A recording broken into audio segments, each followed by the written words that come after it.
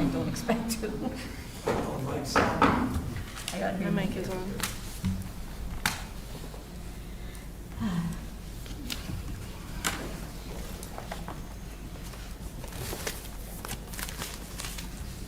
The time is now 6:30. The date is Wednesday, June 10th, 2026. Commissioner Vendetti is absent. We will take a roll call to start the meeting. Jim Franklin is here. Megan Hickey. Here. Colleen Dot McFarland. Yes. Marilyn Kozadoi. Here. Brian Payne. Here. We will now open the meeting. Please note that we are doing a hybrid meeting with in-person and virtual attendance. If a member of the virtual public would like to make comments during the public hearing, please use the raise a hand function on Zoom, and you will be assigned a speaking time. If you are listening in via telephone dial-in, press *9 to raise your hand, and then press *6 to unmute yourself. This meeting is being recorded by the local scene, and a record of this meeting will be posted on the local scene website as soon as they're able. Anyone intending to make an audio or video recording of this meeting should notify the chair at this time. Hearing none. Announcements. The Kingston Conservation Commission is still seeking a new member. Commissioners are responsible for protecting the town's natural resources, including through enforcement of state and local wetland protection laws. Those interested should reach out to Conservation Department by calling 781-585-0537 or emailing Matt Peneller at mpenella@kingstonma.gov. Signing documents. Matt, will you brief us on what needs to be signed? Yep, we have the permits that were approved at the last meeting, including the DOA for West Street parking area for Henrich, DOA for 1 North Street gate installation, and the Forge Pond Fish Passage restoration OOCs. And we had 2 bills, forestry supplier for land management supplies, and nutrient ag solutions for herbicide. All right, thank you. I will now continue a public meeting to discuss 2 requests for certificates of compliance for 18 Old Mill Road submitted by Steinbeck and Taylor in regards to the orders of conditions issued to Craig Schul under DEP file numbers 037-0653 and 037-0772 for construction of 2 additions and an attached garage on a single-family home within a 100-foot buffer zone to the BVW and the 200-foot riverfront area. Matt, the applicant has agreed to a continuance to June 24th. Is that accurate?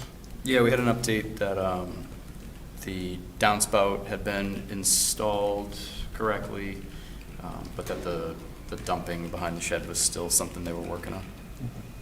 All right, do I hear a motion to continue to June 24th? So moved. Second. We have a motion by Brian, second by Marilyn. All those in favor say aye. Aye. Opposed? Abstained? All right, motion carries 5-0.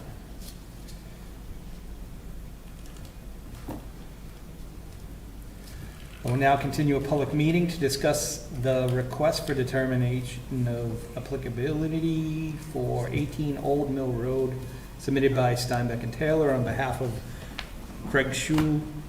Is this a duplicate? No, the second one's an RDA, the first one's an RCOC. Oh, okay, all right. Submitted by Steinbeck and Taylor on behalf of Craig Schul for construction of a shed within the 100-foot buffer zone to BVW and 200-foot riverfront area. The applicant has agreed to a continuance of June 24th as well. Do I hear a motion? So moved. Second. All right, we have a motion by Brian, second by Marilyn. All those in favor say aye. Aye. Opposed? Abstained? All right, that motion passes 5-0. I will now continue a public meeting to discuss the request for certificate of compliance submitted by Beals and Thomas on behalf of the permit recipient Adam Shoemaker for construction of a dual-use agriculture and solar array system within existing cranberry bogs at 126 Ring Road, DEP file number 037-0890, and 131 and 137 Ring Road, DEP file number 037-0889, As these projects are very similar and closely connected, the commission will discuss both requests at the same time. However, questions or concerns related specifically to only one of these requests may also be brought forward. Matt, will you give us a briefing, please? Yep, we're waiting on a few things from the applicant before issuance of the COCs. We received a few of those this week. They put out the erosion control straw wattle in the requested location, and they provided a property ownership guide, sort of an update to that O&M plan we were talking about, but it still doesn't have the information for emergency response of battery storage system fires. They're working on that. They said they were contacting the battery manufacturer to get some information on that to provide. All right. We'll open it up to commissioner discussion. Anybody have any questions for Matt? All right. Is there a representative? Nope. Okay. Anyone from the public like to be heard? Nope. All right. All right, Matt, what's the recommendation here? I would just continue it to June 24th. I would hope they wouldn't take terribly long putting something like this together. They were pretty responsive with the rest of it. But I'll send a follow-up email in between just to see if they can come up with something. Okay. All right, do I hear a motion to continue to June 24th? So moved. Second. All right, we have a motion by Brian, second by Marilyn. All those in favor say aye. Aye. Opposed? Abstained? All right, that motion carries 5-0. To continue to June 24th. And is that for both of them? Since we're discussing them together? Yeah, we were discussing them both. Yeah. Yeah, yeah.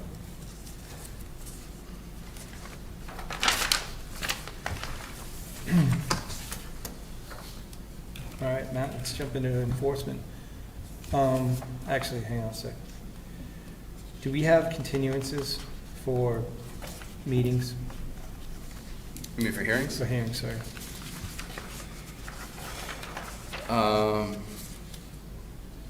I would say probably best just to jump into the first enforcement item and come back to Okay. hearings. Enforcement, we will speak about 51 Main Street, continued from an earlier date. Matt, can you give us a briefing? Yeah, and I'll pull up. So we got an email from the property owner with a ECR wetland delineation memo. ECR went out on May 28th.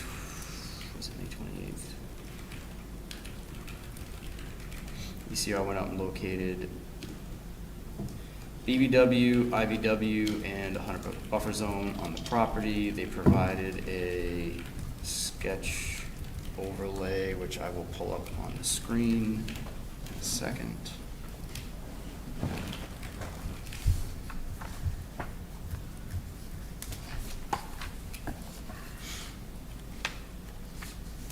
So here's the property right here.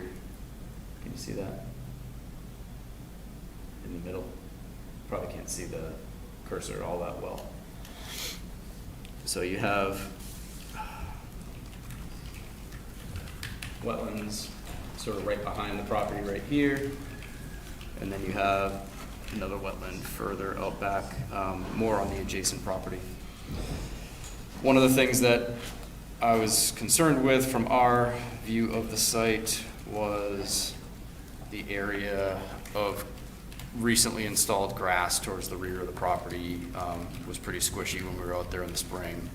And so one of the things that I wanted to make sure was looked at was, poke a couple holes in there and see if wetlands were filled in the process. And I have not spoken with Brad about this. I really have not fully dived into the contents of this wetland delineation memo, but I did briefly look at this sort of GIS overlay and saw that the flags are closer to the edge of the gravel area behind the driveway, and they seem to go right through that grass area. So it, to me, gives the appearance that wetlands were filled in the making of that lawn area. So one of the things we were looking to get out of this was what was done, what work was jurisdictional, what work was not. Based on having this now, we can start to put that information together. You know, I had sort of two ways the commission could go with something like this. You could continue it just to give my office more time to review this and come up with detailed step-by-step on it, but it's pretty clear at this point where the wetlands are and where the 100-foot buffer zone extends to, and the commission could easily issue an enforcement order mandating restoration of the wetlands and retroactive permitting or retrospective permitting of anything that was done here within jurisdiction. So that's what I got. All right, is the applicant here? I don't see them today. They've been here typically. I don't recall if I said anything by email about whether they could or couldn't be here tonight. All right, we'll open it up for discussion. Anyone have any questions for Matt? Thoughts on a few different paths set before us, either to continue to next meeting to give Matt time to put together a detailed enforcement plan, or we could issue an EO mandating a submission of a restoration plan and permitting for the unpermitted work that was completed. What's a thought on those two paths? Well, it sounds like Matt was comfortable moving on, that you feel you have the information you need as far as the delineation and jurisdictional areas? Yeah, I think, you know, give me 2 more weeks and I'll put it all in writing for you and have in front of you what I think everything should say and the way it should go. But I mean, point of enforcement is to get compliance, to get restoration, to protect the wetlands from, you know, detrimental effects. We know now from this that, you know, wetlands were filled, therefore restoration is required there.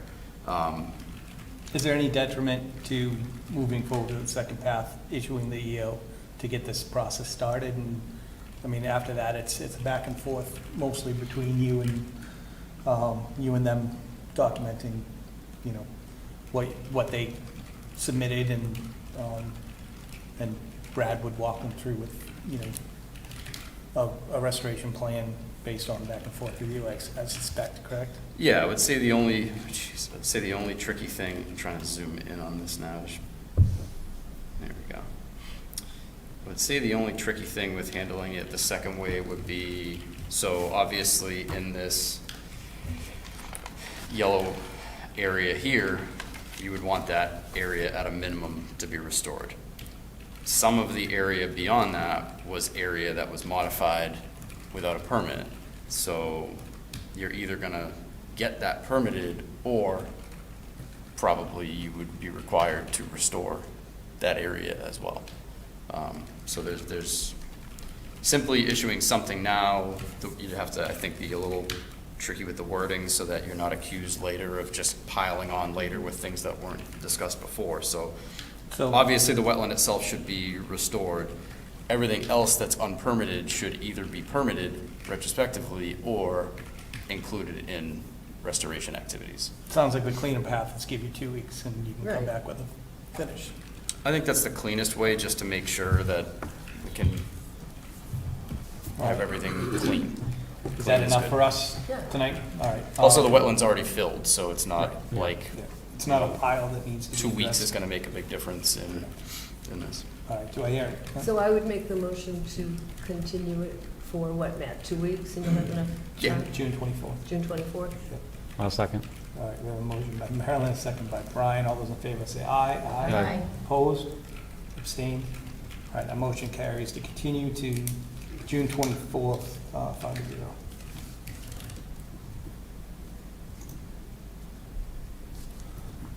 All right, we'll move on.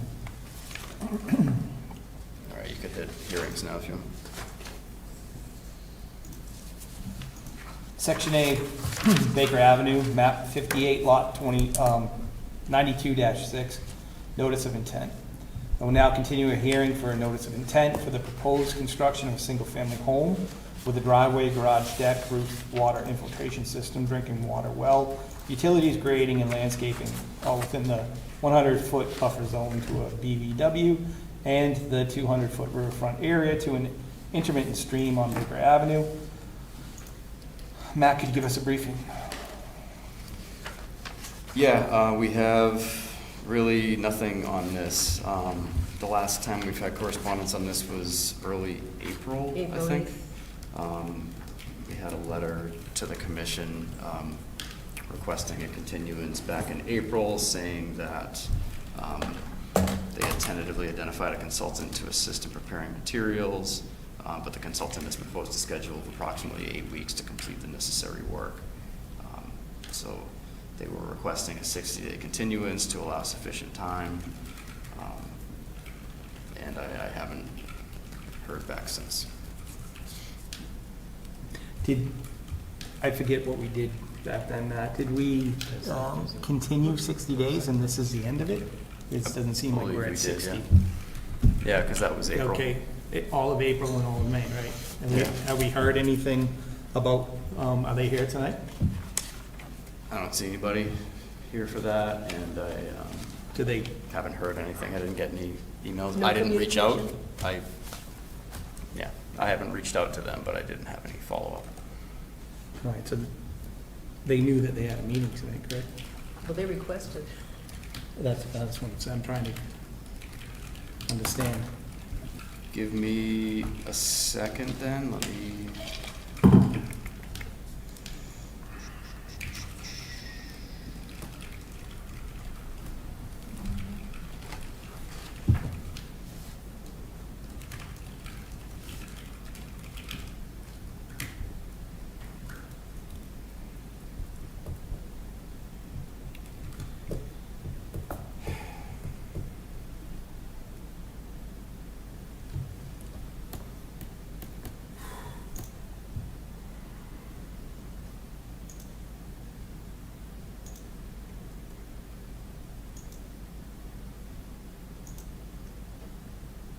Just trying to find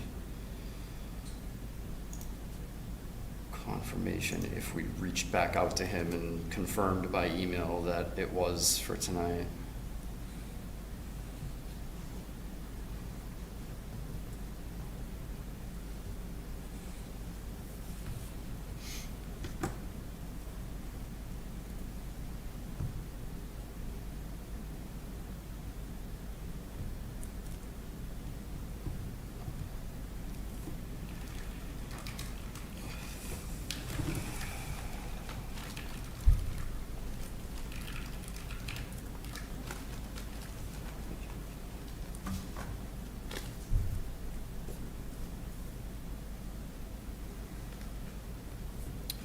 Yeah, we have an email to them on April 9th, morning after the meeting. Good morning, I'm writing to let you know that the Kingston Conservation Commission voted last night to continue the Baker Ave NOI public hearing to June 10th, 2026. Okay. All right, so they were notified. There's no response to that email? Not that I have Okay, saved. thanks. We'll open up for discussion. Any comments from the public?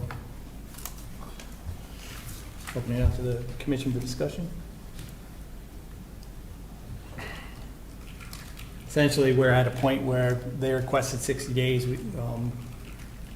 They haven't been in contact since. I think there was gaping holes in this. We gave them some more time to get things together. I think personally, my feeling is that we deny based on lack of information, and if they want to come back, they can come back with a cleaner process.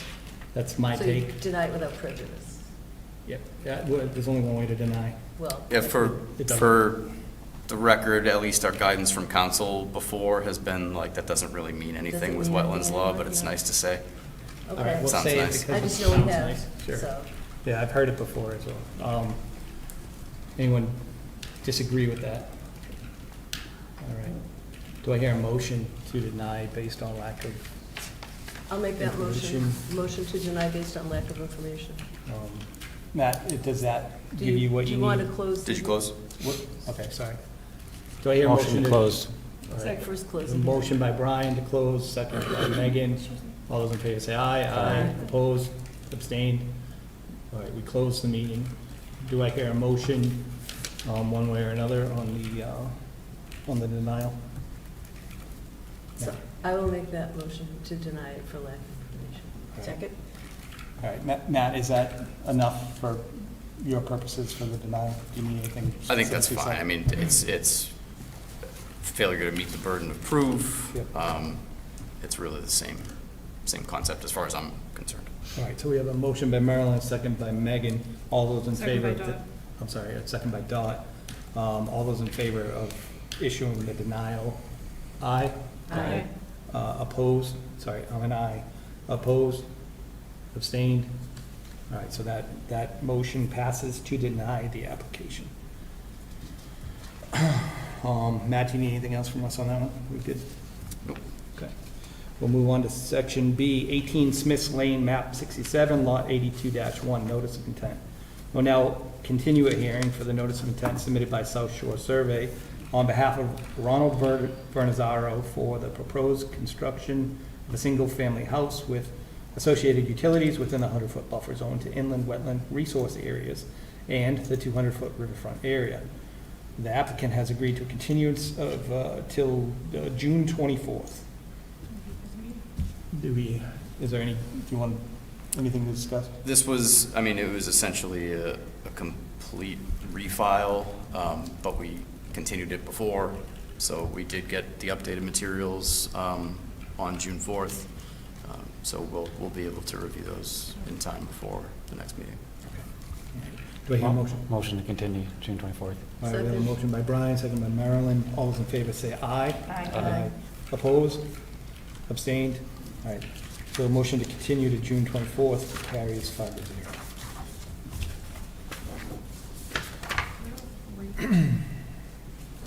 I thought we had one more, no? No, there are only two hearings. All right, we're gonna go move back to enforcement actions. We're on 19 Blair Drive, correct? Yes. All right, continue from an earlier date. Matt, can you bring us up to speed? 19 Blair Drive.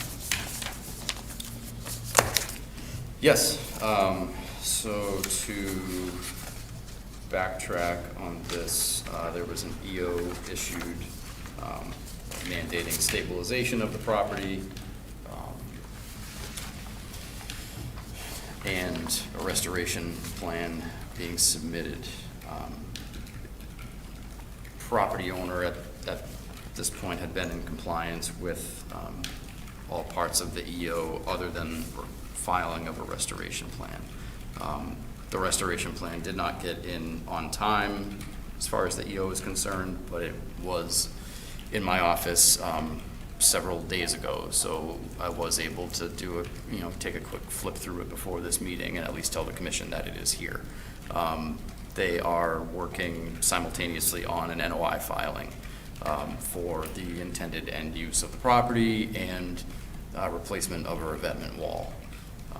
So we do now have the restoration plan in hand. I did take a quick flip through it before this meeting in case, again, the commission wanted to take quicker action. Similar thing to the last one, if you want to give my office more time to review and make sure we get every little condition right, that's fine, but we were able to look through enough to provide some guidance for the commission on it. I sent it out, to the commissioners for review. I can pull it up here if people want to see it up here now. It essentially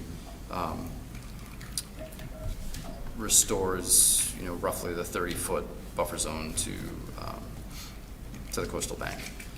It has sort of an inner zone of dune grass and seaside goldenrod, and then an outer zone of coastal salt-tolerant shrubs and a coastal salt-tolerant grass seed mix.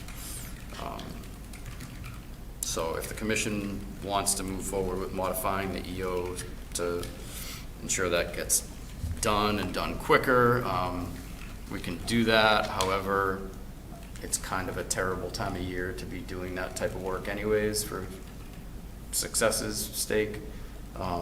We stabilized though, right? site has been stabilized, so there's really no rush on issuing anything here. But again, I could guide the commission through what I think we would need for conditions on that. There's just really, I don't think, a need for a short timeline on getting that done anyways, because we're in now the pretty much hottest time of year, or we're about to enter it, so, yeah.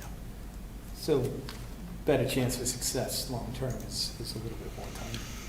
Better chance for success with a longer timeline, making sure the work gets done by the fall with enough time for us to force action if action isn't taken, without having to run into the, oh, it's winter now, which we run into on some others. So I think there's nothing wrong with taking an extra 2 weeks just to make sure that my quick skim review didn't miss something. I hate when we issue enforcement orders and realize that we missed something, like that didn't include monitoring on the plan or things like that. So again, the site is stabilized, so I don't think there's a huge need for rush now. All right, we'll open up for discussion. Anyone from the public like to be heard? All right, we'll open for the commissioners' discussion. Given what Matt said, does anybody have any reservation about waiting 2 weeks? All right, do I hear a motion? Make a motion to continue June 24th. All right, so we have a motion to continue to June 24th by Brian, seconded by Megan. All those in favor say aye. Aye. Opposed? Abstained? All right, that motion carries 5-0.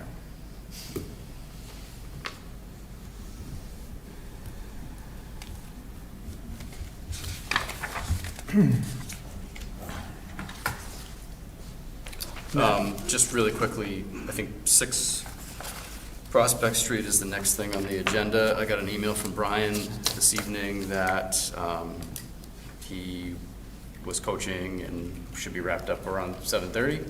So if you want to go out of order, there's at least a chance that he might be on. And if not, well, All right, give him a chance. let's hold off. We'll go to 41 East Avenue. Matt, do you have an update for us?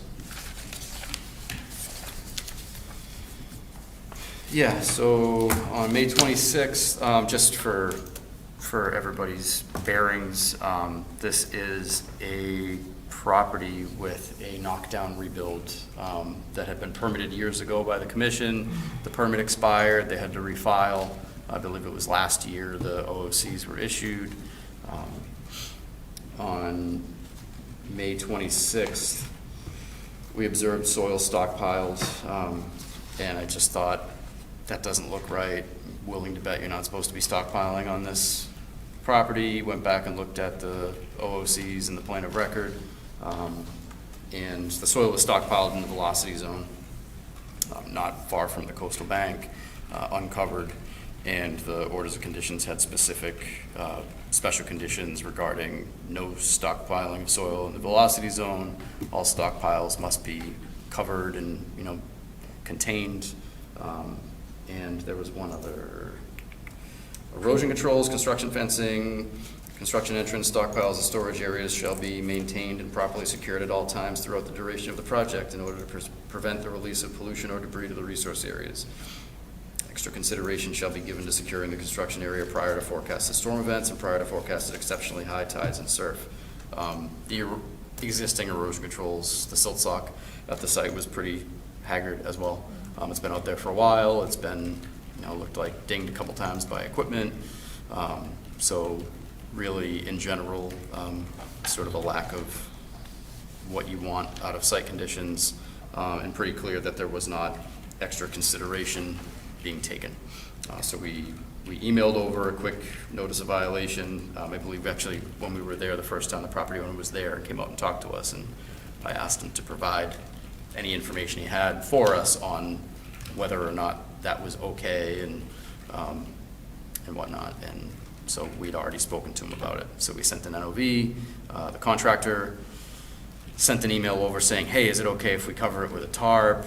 And I followed up with a series of questions like, were you given a copy of the order of conditions? And were you on site today when it rained, and can you speak to the site conditions? And I got no response from the contractor. But we did get a follow-up from the property owner after that. Let's see.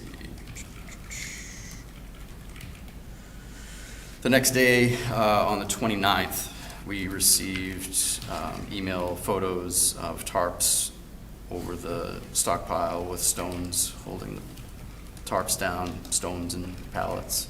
And then we went to the site on June 3rd ourselves, we sort of went in adjacent to the property just to give a quick look at the site. Again, I didn't see any obvious evidence of sediment release. It was very close to the coastal bank, very likely that if you had a storm that sediment would reach the bay, but I did not see any direct evidence that that has happened, which is good. And then we did get an update, I believe yesterday, from the property owner that they had added hay bales as well to the pile, and said that the pile should be backfilled within a week or two. This was a thing where they were working on where the pilings are going to go to support the building. So piles are still there where they're not supposed to be, but they covered them up at least. Where should the piles be? Is it clear on the plan? The velocity zone is detailed on the plan.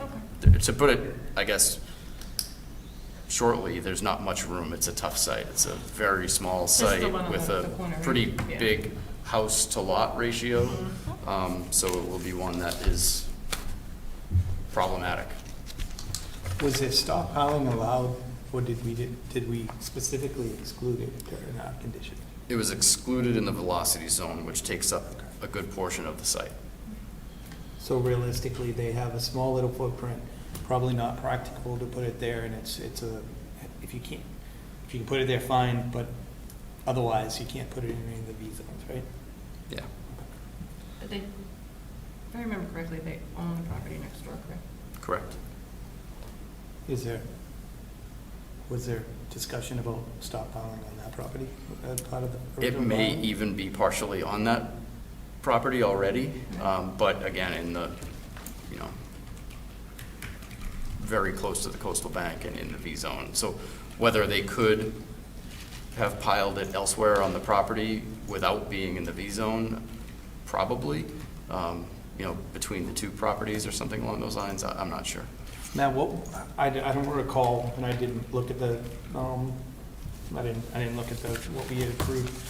What was in underneath this pile here, where we're so close to the coastal bank, what was supposed to be there ultimately? Do you remember what we approved? Was that mitigation area? I mean, are they doing work in that zone, or did they just bury everything that wasn't supposed to be touched? Do we know? I mean, based on, now that I'm looking at our little plan subset, I think most or all of the stockpiling is likely on the property at 37, which they also own. So as far as what is supposed to be there, I think this portion is just their back lawn, but it does border up to mitigation plantings that were installed. Mitigation plantings were installed on top of Coastal Bank at 37 and 41 East Street when the revetment wall was rebuilt. So. All right. Corrective actions, do you have recommendations? Always up to the commission.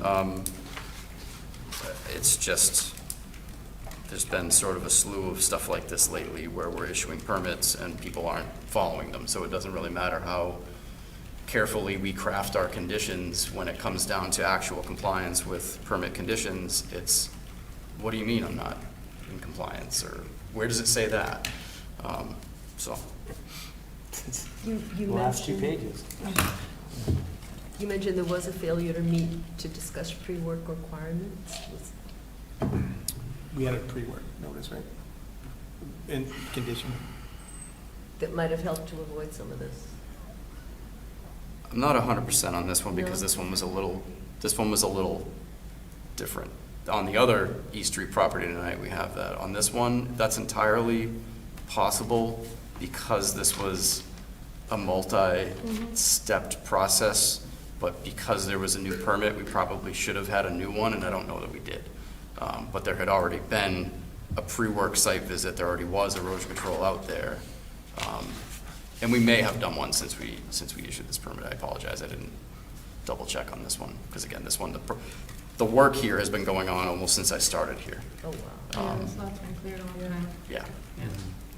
And we had a similar issue here with the previous contractor that was doing the revetment work back This was the then. lot with the tree. Yes. All right, is there anyone from the public who wants to be heard on this? Did you sign in? I did not. All right, there's a sign-in form, please, and then identify yourself, name and address before you start.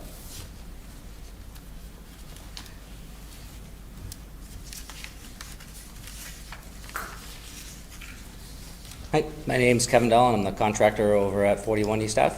Kevin Dolan, Dolan? Dolan, Thank you. Sean Dolan and Company. Just here to follow up on the enforcement, to confirm we had our, as Matt was saying, we did have a site meeting, pre-work meeting, well over a year ago. So I can speak to why it's been a little foggy, just because we started the project, ran into soil conditions, what we thought we were supposed to have based upon the boring. So we had to re-go back and redesign the structural foundation for it, which led us to micropiles, which is why where we are today with a stockpile of material on the side, just to clear space for that micropile installation. And you are correct, it's on their other property, not necessarily on 41 East Ave, because we're using that entrance just to get the vehicles down to the project. We did cover the stockpiles, as you mentioned, with tarps, put out additional bales of hay just to make sure we did everything in our power. I do apologize, we didn't follow through with the orders and conditions and pick up on the, not have any stockpiles in the velocity zone. And to Matt's point, the majority of 41 East Ave is in that velocity zone. And one of the places you could potentially stockpile it is where you could only access the property at that point. So we did our best to keep them small and keep them off to the side, not taking care of, not ruining any of the plantings or anything we did for the revetment of the seawall. Did you receive a copy of the orders and I did. conditions? Yep, Did you review them? yep. And it states in it in black and white that no stockpiling in the velocity zone. Any questions? All right, we might have some questions, but, I don't know, he had said that they ran into soil issues and had to switch to micropile. Is that what we have on file as far as the For the- work, for what they were approved for? sounds like a change. There were multiple changes on this property. Right, I Because can't there was, remember. first, there was something about, a couple of years ago about changing the pile design, but that, I believe that's Okay. something we dealt with after. Did we amend conditions at all? Did we see? Didn't change any of No, the, probably. for the record, didn't change any of the footprint or locations. No. It was No. all substrate under the If building. that's not the question. The question Yeah. is it, if we approved one thing and you guys changed your project and the setup is different, that should have come back as something that would have been reviewed and an amendment issued if it was required, and Understood. if it was a simple amendment, or if it was a cardinal change, then it might require a new final. Understood. So that's the nature of the question, I believe. Yes, if that was what we approved or not. 'Cause I can't remember. I remember this project, I just don't remember all the details. Just give me a second, I'm digging through. Yeah.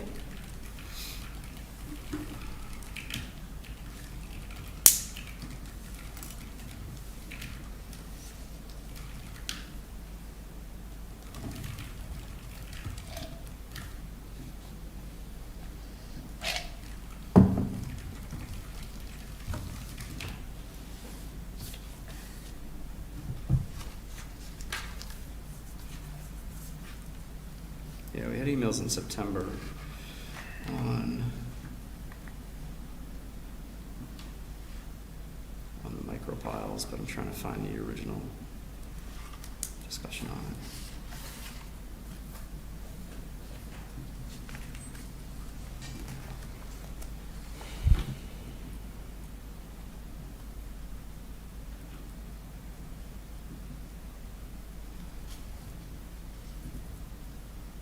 If we had Buzz here, he'd remember.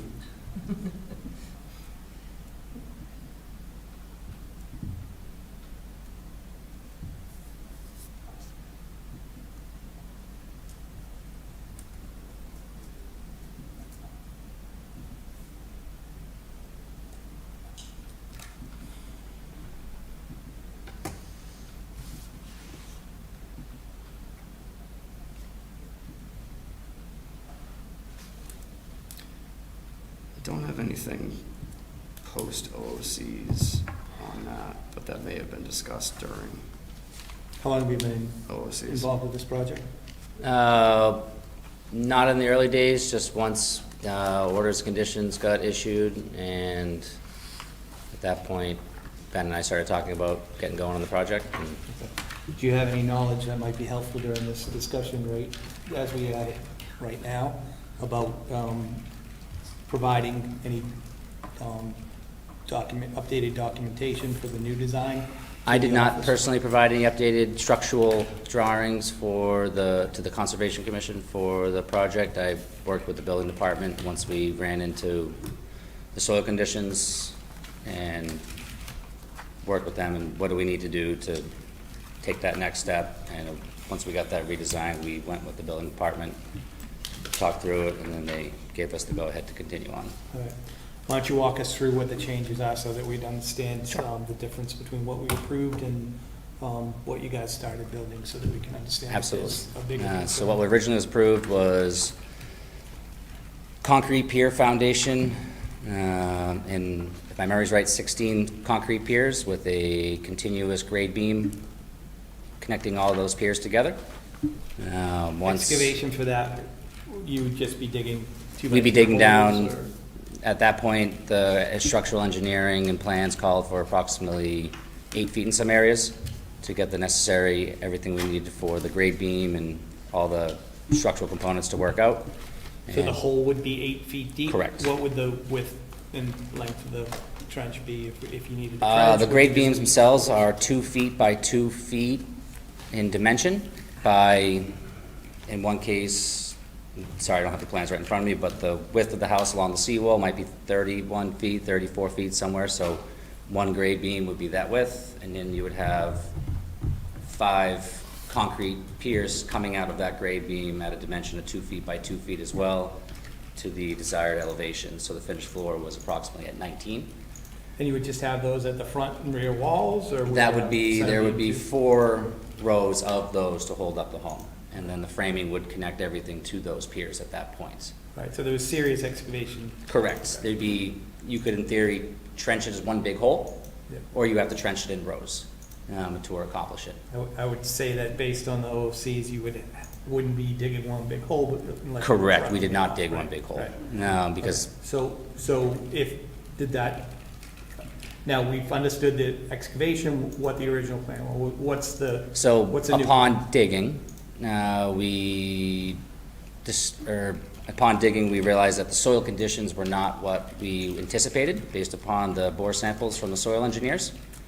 And Meaning specifically you didn't hit specifically, rock? as we were digging, we were hitting boulders and big riprap and moving water, if you will, from just groundwater running towards out to the ocean. So at that point, we realized it was not viable and safe to continue on with the current plan to do the foundation as it was designed and planned based upon those soil engineers. So we stopped and had to regroup, Yep. got back with that soil engineer, relayed what we discovered as upon digging, and then at that point, they recommend us moving towards micropiles because of the situation in that condition.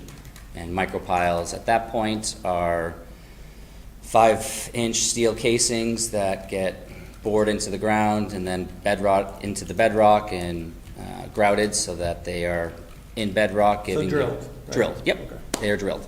And then at that point, the only change in what was already drawn was we added micropiles into that grade beam of the foundation because those micropiles are giving us that connection to earth. So we don't move, we have all of the strength that we need.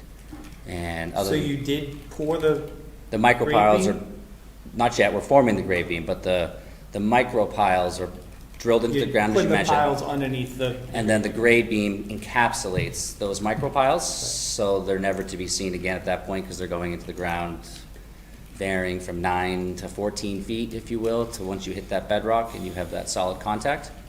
And that just gives the soil the conditions it needs to hold the building up stably, or it's stable. holding the pier, the grade beam off. Exactly, everything's all now interconnected, so in order to move it, you'd have to remove a whole chunk of the earth all at once, if you will, for lack of a better word. So essentially, just to state it again, the grade beam didn't change. Correct. The piers didn't change. Correct. All you did was before you installed any of that, you guys basically gave it a foundation by driving piles. That is correct. So, back to the original question. The original excavation was set for a certain scale, and with the orders of the conditions as they were written, you were not allowed to stockpile in certain areas. Correct. The excavation doesn't sound like it changed, unless I'm misunderstanding something, because they needed to get a pile driver in someplace. What do I need to know about that? Why do we have piles stored where they shouldn't? We have piles stored where they shouldn't be because we made the mistake of storing the piles there. All right, fair enough. All right, any questions? Are you saying a grade beam, G-R-A-Y? Grade, yeah. Oh, grade. Yeah. Thank you. G-R-E-D. I'm not an engineer, sorry. Yeah. So just for clarification, I issued a minor change letter in 2022. Because originally this was permitted requiring wood pilings, and because of the shallow ledge there, they were requiring to do concrete piles. And I didn't think that that was significant, they're Yeah. roughly the same. But I think I don't have anything else since then in terms of changes. Doesn't mean it didn't happen. It might just be in my email and I didn't save it to file. Yeah, the original intent was dig down to bedrock, because the soil engineers did bore samples back when, and they anticipated hitting bedrock at a certain depth, so that the structural engineering was designed that you excavate 8-ish feet, which is a lot more dirt than what you could see out there now, to get to that bedrock, so that they could pin the foundation footing to said bedrock. And once we realized the conditions just would be unsafe and not practical whatsoever, that's why we shifted those gears. Now, Matt, as far as the site, all I saw was the pictures. You've been on site. Is this stable? I don't know. I mean, certainly having it tarped held with the issue before. Really, regardless of velocity, is you get a big enough rainstorm and that pile or a portion of it's ending up in the ocean. There was really nothing sufficient to stop that from happening until it was covered. Now that it's covered, sure. I mean, if you got a good enough storm, maybe not, but what are the chances? I don't know. You did say that they're going to be refilled, so Absolutely, yes. We're in the process right now of forming the grade beam, and the soil that is displaced on the side, and we purposely did this in a way not to follow the orders and conditions, but just knowing that we don't want big mountain of dirt. We made a few small piles and spread them out, so that way ultimately when we backfill the foundation or the grade beam, once we're done, probably in the next week or so, the dirt is in nice areas, so then they could be refilled back in. And at that point, there'll be no excess material on site. We're actually going to have to bring in material at that point to get all the grades back to what we want them to be. Not stockpiled, brought in, spread as we do it. Please. Do you have any plans for replacing the silt sock that's? We added a handful of not straw wattles, but straw bales of straw, at the areas where they were potentially damaged and worn down. If the commission, I'm happy to put another whole row right on out there, right in front of the other one, just to give it an extra buffer as well. At this point, I think it's probably a good idea, just knowing now that we're getting that foundation in, and people are going to be on site more common and whatnot. It could be a great way just to help prevent any sort of wash off of any sort.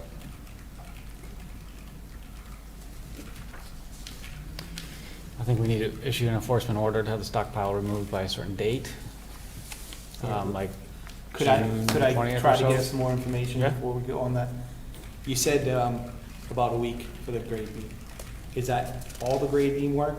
Or- Yes, so they are forming the entire grade beam in one monolithic effort, if you will.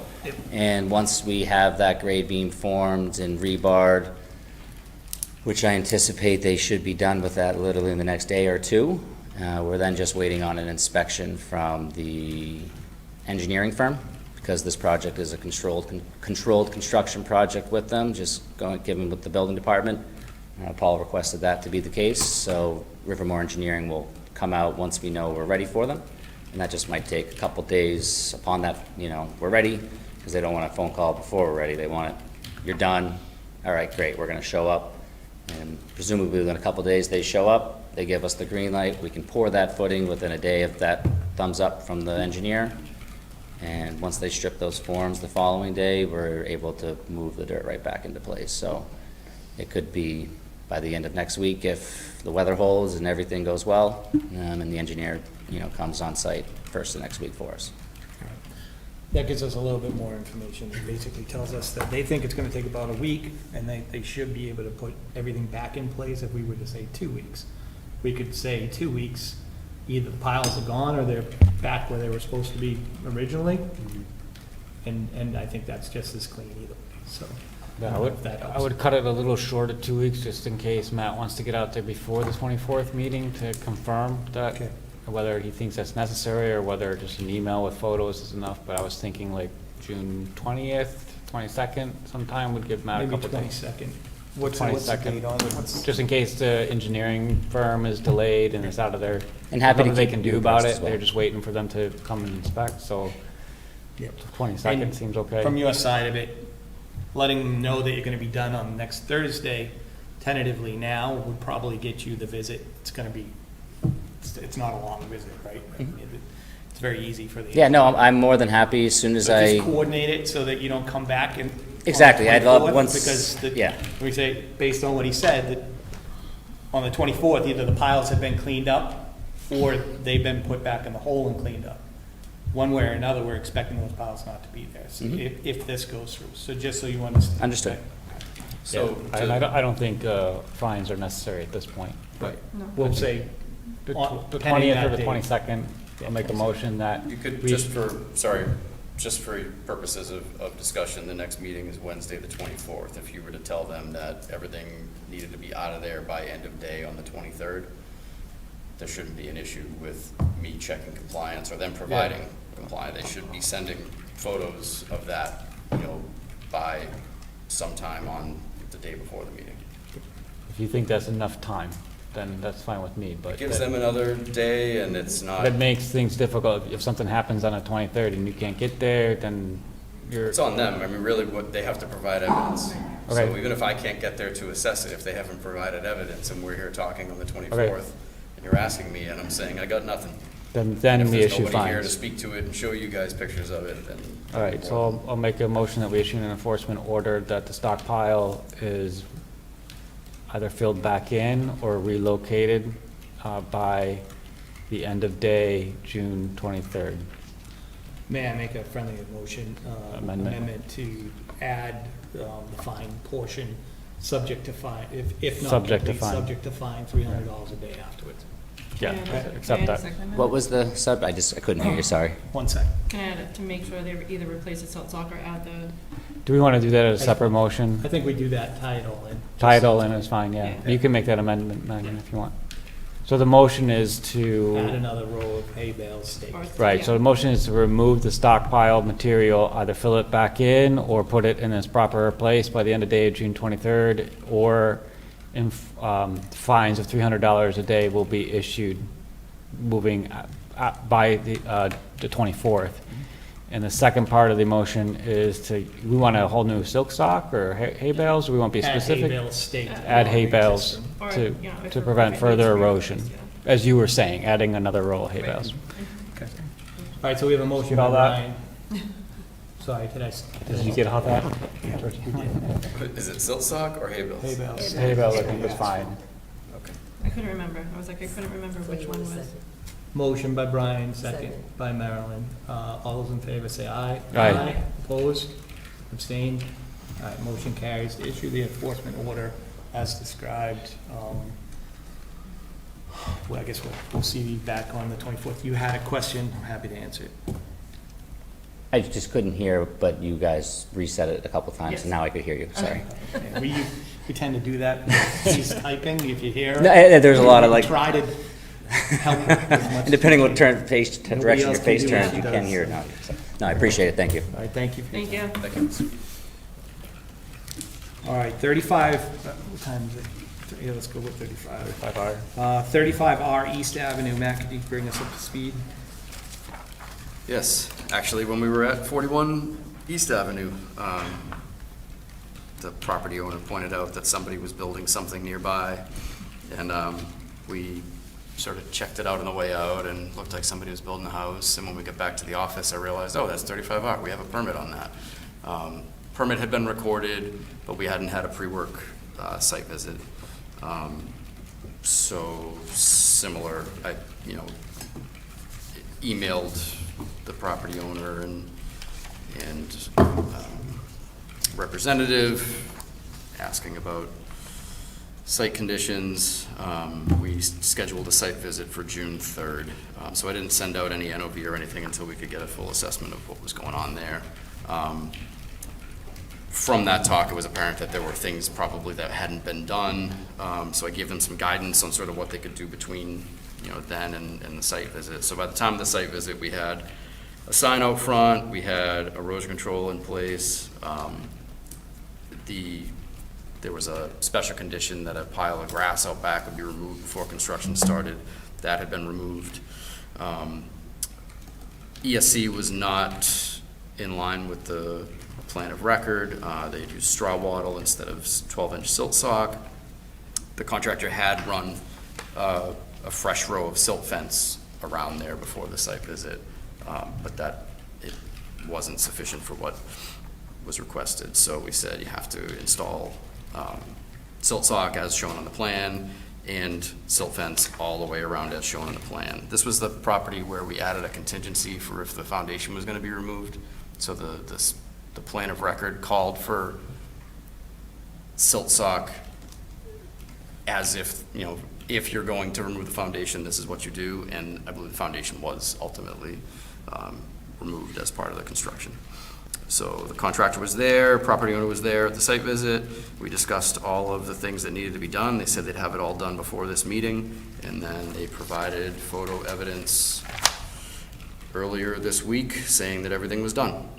I have not been back out to the site, but the photos showed that they did what we asked for. Open it up for discussion. Does anybody like to be heard on this? Open it up. Commissioners?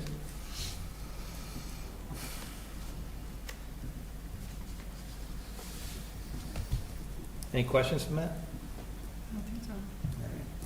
What do you think? Up to you. We have the property owner and we have the representative design on this, and then we have the contractor. All right. Good evening. Rick, have you signed? Yes, I have. My name is Rick Savant, professional land surveyor with Stenbeck and Taylor. Follow up what Matt had stated. There were some things on the site that needed to be brought up. Increase the erosion control, which was done prior to the site meeting. I did see the same photos that Matt's talking about.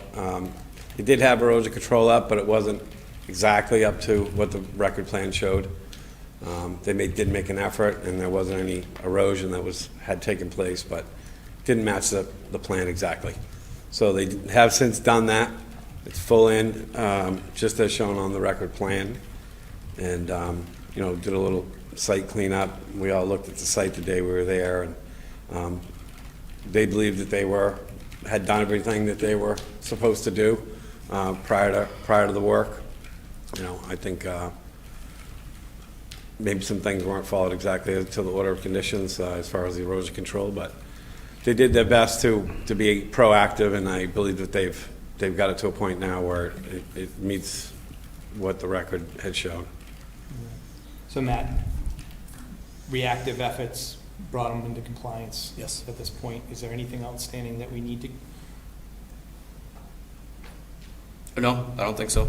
Just, Do they have an order copy of the order conditions that are clear, what should be done from here on out? So we can't do this again? could ask them.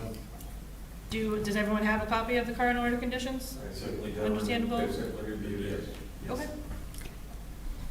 Any objections to dismissing this? Sounds good. You need a vote on that? All right, I'll make a motion to dismiss the issue currently before us. Second. Second by Brian. All those in favor say aye. Aye. Opposed? Abstained? All right. Thank you. Thank you. Have a good night. Thank you, guys. Thanks. Have a good one. All right, you wanna- Is, No, let's go to 44. let's finish Rabbit. Let's move to Rabbit. 44 Rabbit Road, follow-up on enforcement orders. Matt, could you bring us up to speed with the progress? Sure. So we issued an enforcement order on this January 15th, 2026.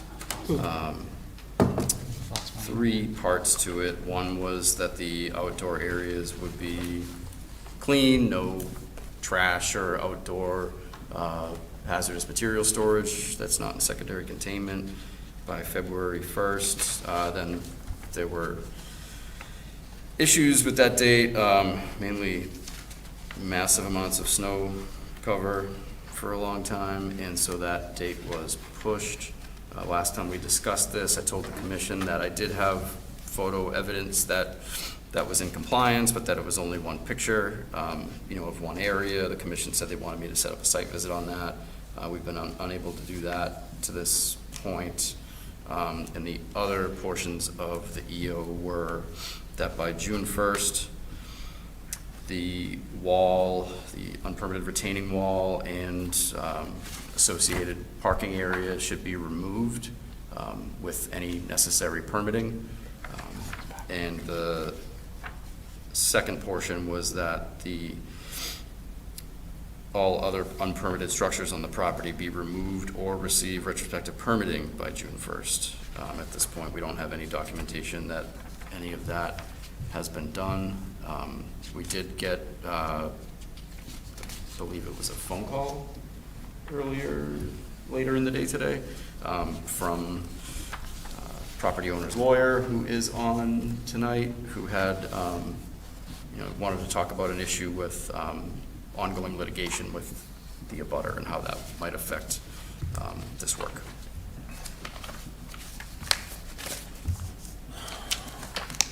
No, you said that there's a lawyer here for the applicant. Yeah, it's Timothy Angley. Mr. Angley? Yes. All right. Mr. Angley, would you like to address the board? Yes, good evening, members. My name is Tim Angley. I represent the owners at 44 Rabbith Road. We are currently in the middle of litigation in the land court with the next door neighbors at 46 Rabbith Road, which has also brought in the owners of 40 Rabbith Road and it's dealing with right-of-way issues and width of the right-of-way and whatnot. So we've been very hesitant to disturb any conditions there for fear of being further had amended complaints lodging against some of those issues. We would absolutely love to be able to do a site visit or and see what can be done, but that's the main reason why nothing has gotten done so far is that litigation. And I understand that the owners of 40 Rabbith Road are withholding permission to enter the property by the Conservation Commission and insist that the board go through them before any visits be done. So that's kind of the situation on the ground at hand at the Mr. Angley, moment. let me stop you there. I just need a little bit of clarification, and I'm probably not the only one. Matt, what is he talking about that? Because I thought that 46 is beyond 44, or am I crystal? Correct, yeah, I think what he's saying is the owner of 40 Rabbith Road, which I believe is right here, so, I'm sorry, I'm not sharing my screen, but I'll share it now.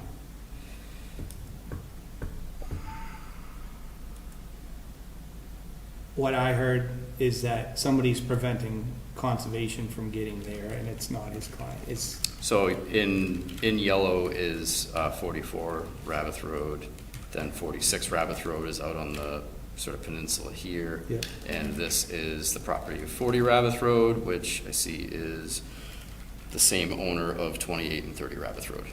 Okay.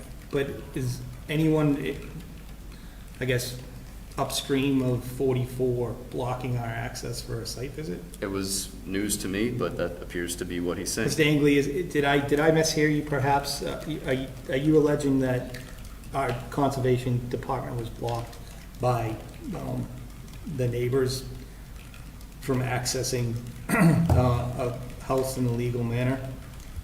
Yes, that is what I was informed of this evening, is that the owners of 40 Rabbith Road are choosing not to cooperate at the moment. Let me ask you this, does your client, do your clients have legal access to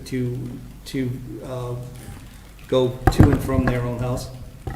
Yes, Okay, so anyone, if they have legal access for a legal purpose, is allowed to visit that house. They can't pick and choose who goes through a legal right-of-way, correct? that would be true. Okay, all right, so why don't you go on, let's stay away from anything that doesn't seem true, which would be to blame the neighbors for not inviting Matt or the assistant agent out to do the site visit that was required by the enforcement action. Why don't you continue from there, please? Yes, my point regarding that is that the 40 Rabbith Road is, I believe, also under situation with the Conservation Commission at the moment, and I believe that's where. Let's hold on what that they're for a second, Matt. That's first, I don't know anything about that. There's nothing related to 40 Rabbith Road, but it is the same property owner as 28 and 30 Rabbith Road, where there's not an ongoing enforcement action, but there was a long-running RDA filing that had originated, from that had a older enforcement issue. All right, on we it. should disregard. It's not anything related to along 40 Rabbith Road I understand. in any way. Okay. All right, let's move to new business. If you have something else worth mentioning here about why your clients did not come into compliance with the enforcement order, we're happy to hear it, but let's be purely factual in our representations moving forward, please.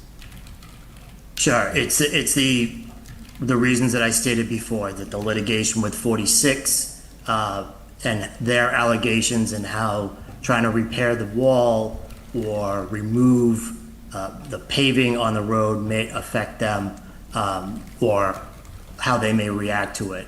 As I said, Let me ask you this. Can I ask? Yep, go ahead. No, go ahead. I'll follow you. So, what you're stating is that because there's some kind of ongoing fight between neighbors about the location of a right-of-way or the street that's tied to a right-of-way, you're saying that no permitting work there was three components to this. There was existing structures that either needed to be retro permitted or removed. There was the cleanup portion, and then there was the permitting and construction for this this unpermitted wall and parking area that was supposed to be done by June 1st, which now June 10th, we've missed our deadline.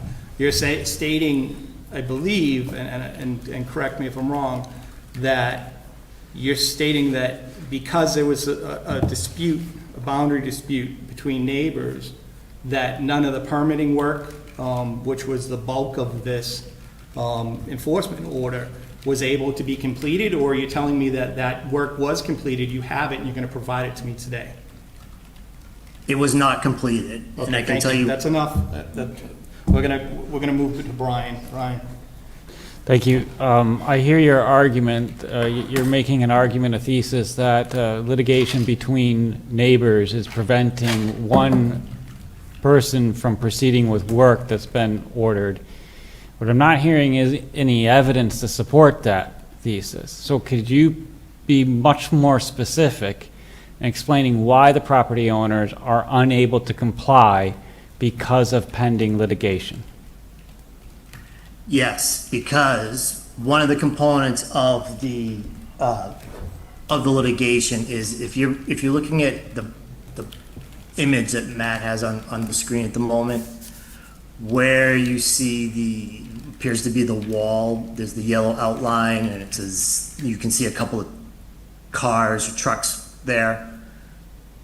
The neighbor's contention is there is a right-of-way that goes basically right through there and down to the waterway. And their contention is that they, 46, have access to that right-of-way and want 44 to remove any obstructions and open that up. So that's been part of the argument. So we felt that it was, until this situation was resolved, that it was better to kind of leave everything where it is until the court can figure out or decide who has right-of-ways, where are the borders, where are the boundaries, Okay. and all those other things. Is there a dispute over the rightful ownership of any specific items that we have asked for? Not a right of way, but an obligation of ownership An the obligation of property. ownership? of the property. Right, so in terms of their lot itself, or, Yes, of the lot. Is there any dispute over property ownership? no, there's So not, there's these not a dispute. individuals who have all legal rights related to property ownership? That's Yes. not being disputed. What's being disputed is access to the property. Right, and, So as legal property owners, they're thereby responsible for adhering to local regulations related to that property. correct. Thank you. All right. Matt, do you recall, I don't know if you have the map, I don't know if you have this, but the Board 46, that was a filing we had probably about 4 years ago at this point, I don't even know, but we approved a driveway in that area, we approved a septic, and it's very clearly installed, and it's in a certain area, and it loops up, and I believe that there's a right-of-way, and I'm going back on what I've already reviewed, and it's been a while, so if I'm wrong, I apologize, but I'm gonna try to get it right. The right-of-way is closer to the house. At some point, they just cut a new road, which became the functional access. At some point, there was a fight, and now it seems that one neighbor and the other are fighting over the fact that, hey, I'm moving my driveway back here because it shows on paper, and the other one's saying no. But in this case, the one who's saying no is now saying, well, I couldn't do any permitting work. I just couldn't do anything because I'm in a fight with my neighbor. And to me, none of that matters. What matters is that we went through a whole process with these people. I think we gave them copious amount of time. 2 years. It's a long time, and it only got worse during that time. And now, the day of the come to the board meeting, that's not what I was gonna say, but to that point, we get a call to the department, not a letter, a call, a verbal conversation, and then some verbal discussion here that says, we didn't want to do anything because, we've got some, pending litigation, so we should get out of jail free on this one. I don't buy any of it. I think we're beyond that, and I think it's time to move forward with 5. Yeah, please. May I ask if any of these issues or these pending issues for 44 Rabbit were brought up in any of that litigation as a concern for these property owners? That they should have been aware of this deadline. They've had it since January. During these litigations, they should be concerned that this deadline's coming up. We're clearly an active board. We keep our word. We've been on top of this property. To say that they can't do any of this because of that doesn't make sense to me, and it seems to just not. There was zero work done. Well, that's what I'm saying. And I'm not even talking No, about my question is construction, to pick it the up lawyer, I because it can't was see his done name. wrong. If there was any concern or any attention brought to these matters during their litigation, or if it was just, we can't do that. I hear what Megan's asking, and I'd Right. like to know the answer too. In any of the litigations that you've been involved with, have these conservation orders been the subject of conversation? What was the question? in your work as their legal representatives, in any discussions with any court or other legal representatives, were these issues related to conservation ever discussed? No, not as yet. Okay, so, Follow up. thank you. Go ahead. Why was nobody contacted in this department before June 1st? We have been working with the neighbors for the last 2+ months to try and resolve the litigation so that my clients can do what needs to be done and not have to worry about being sued over everything or have the police call them on any time they do anything. But the settlement has not materialized as of yet. It is almost there. It would have. Yeah, but that doesn't answer why we haven't been contacted, even made aware that this deadline can't be met, or that there may be an issue. But as you just stated, this hasn't been a concern on their part, if it hasn't been brought up in any type of litigation. It's not necessarily a concern on the part of the owners of 46. Well, I'm not talking about 46, I'm talking about 44. Yes, I know, that's what I'm saying, is it, yes, it has been a concern, because part of the contention of the lawsuit would be that the right-of-way, what they call right-of-way 2, would go right through the property and result in even more damage, disruption, and other issues, other possible environmental issues as well.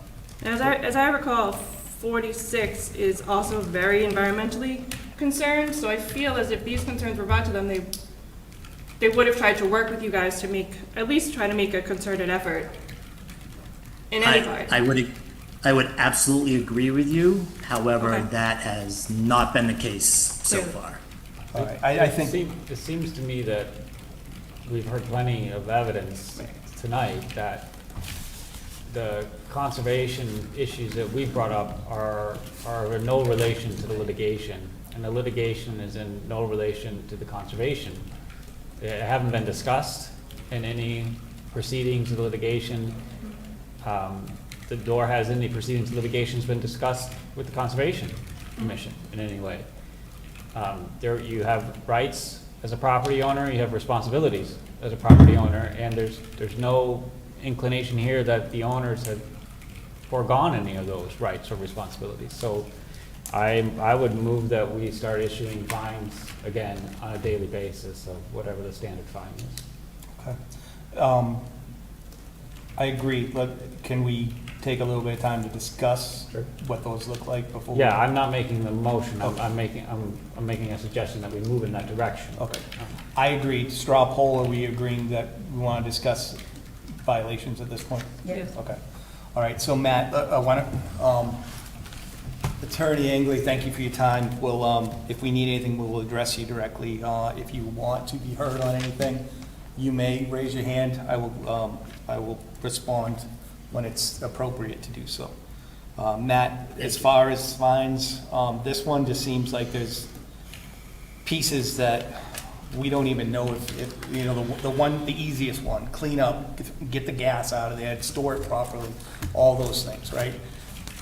We could have checked that one off if they had a site visit with us, but realistically, we're relying on one picture of, you know, something that maybe the gas can was, right? And then there's the retro work that we were willing to hear as retro permitting if it was appropriate, or to remove the extra docks. So we talked about removing extra docks, talked about re-permitting a shed, but not two sheds. There was a lot going on here, and we don't have anything on that. So I don't know if the guidance from previous projects where we had to get into this was that we would issue standalone fines or a single fine. If one's cleaner, I think we need a little bit of guidance on this for making sure that we're doing this as clean as possible. Yeah, I think situationally, so your fines are $300 per violation per day. So sometimes you have a situation where somebody violates and you give them a $300 fine and it's one and done. Oftentimes fines are used as a tool to compel compliance, right? So that you limit situations that result in detrimental effects to wetland resource areas. And that's more typical. There have been situations where somebody cuts down 8 trees and you consider that 8 violations, and so you issue 8 $300 fines. There are other situations where maybe the trees were smaller or more localized and you just call it a single violation that they went in that day and cut that stuff. We've had other ones recently where you fine separately for cutting trees and importation of fill and failure to properly, protect a site from erosion. I don't have a great answer here on this. I mean, you're certainly not going to go retro back to the earliest deadline for the outdoor cleanup. And in general, I believe that, the property owner did say that they had cleaned the site up, and I'm inclined to believe that. Just we haven't confirmed that. The biggest issue here is the wall with the parking area supporting vehicles above it. You had the letter from the engineer that said that it was not built soundly and that it was leaning towards the pond. So I think that is the most obviously crucial element in compelling compliance. The rest of it is small unpermitted structures or retaining walls or things that should be easy enough to get either permitting of or remove. The wall is the most complex portion of that. So I don't have great guidance on this. They have not, from what it sounds like, started the permitting process. They do have a plan of record, so that is a great start, I think, in that they've already paid somebody to put an existing conditions site plan together. That's a huge We step. do have a Yeah, site plan that was stamped. an earlier requirement that was completed, was a existing conditions site plan that was submitted before this EO was issued. Does everybody else recall that? Because I thought we went back because it wasn't stamped and it wasn't located on a map. I thought there was There was some an general issue, design documents that was like, this is how the wall's built. That was a separate issue of the original document from the engineer, just Right. sort of Okay, so there was- sketched out what the wall looked like from a bird's eye view, but didn't locate it on the plan. Yeah. We do have, and I can, just because now I'm second guessing myself, I can pull it up here in the files, that I'm 99% positive we have a stamped engineer, Everybody- survey okay. plan. We I had- believe it we was had two. Merrill. The first one wasn't sufficient, we Yeah. got a second one. So again, that's the biggest step in any of this, is all those things are already located on the plan. It's just for the wall, it is a more complex process of an engineer then has to describe how you can remove that wall. And for them, what they're likely gonna want to do is to figure out how to redesign it to meet the standards, rather than, completely remove it and have nothing and just have to stabilize the whole site. They're likely would figure out how to replace that with something that was permittable under the standards. But all of that takes a lot of time, and I don't think any of that has been No, there's been no forward motion. So you're talking about a process here. I mean, that's why we write enforcement orders the way we write it, is we say, you have to file an NOI by this date for completion of the work by this date, and because it takes time. I mean, you're talking about an NOI filing, it's 3 weeks between when you file it and when we hear it, and that's if it's complete. So it's a long process. So you can issue daily fines on this, and that could compel a speeding up of the process. But What it's, would be their next step? The NOI or? I think that They was always the can't- first step. they can't remove that wall without some form of permitting, and I'm not sure that they could remove that wall with an RDA, given the proximity to resource areas. So I believe an NOI will be required. I think the EO says an NOI. I believe it did. Yeah, I think the EO Yeah. did specify that too, yeah. So, And do we have the EO, could you Yeah, I can- recall the language on that specifically so that we can make sure that we reflect that? yeah. My concern is that if we required NOI by June 1st, and we didn't say, and the wall removed by June 1st, then we're in a slightly different spot than if we said NOI permitted and the work complete by June 1st. It's a much different thing, because if we were compelling action to get to a final point, that's not, we missed a step. If we were acting, saying, no, wrap it up, here's your deadline, 6/1, then that's totally different. All right, remedial actions to be undertaken. Number one is remove the unpermitted retaining wall and concrete driveway or parking area by June 1st, 2026, after obtaining all necessary permits, including orders of conditions from this commission, or daily fines of $300 will be issued. This filing must include stabilization of the area with vegetation and mitigation of stormwater runoff towards the wetlands. Any rebuilding of a wall and parking area would also require filing of a notice intent. You may choose to combine them into one filing. Number two, the property contains many unpermitted structures, including those discussed above, as well as numerous sheds, a chicken coop, wood boiler, and other retaining walls.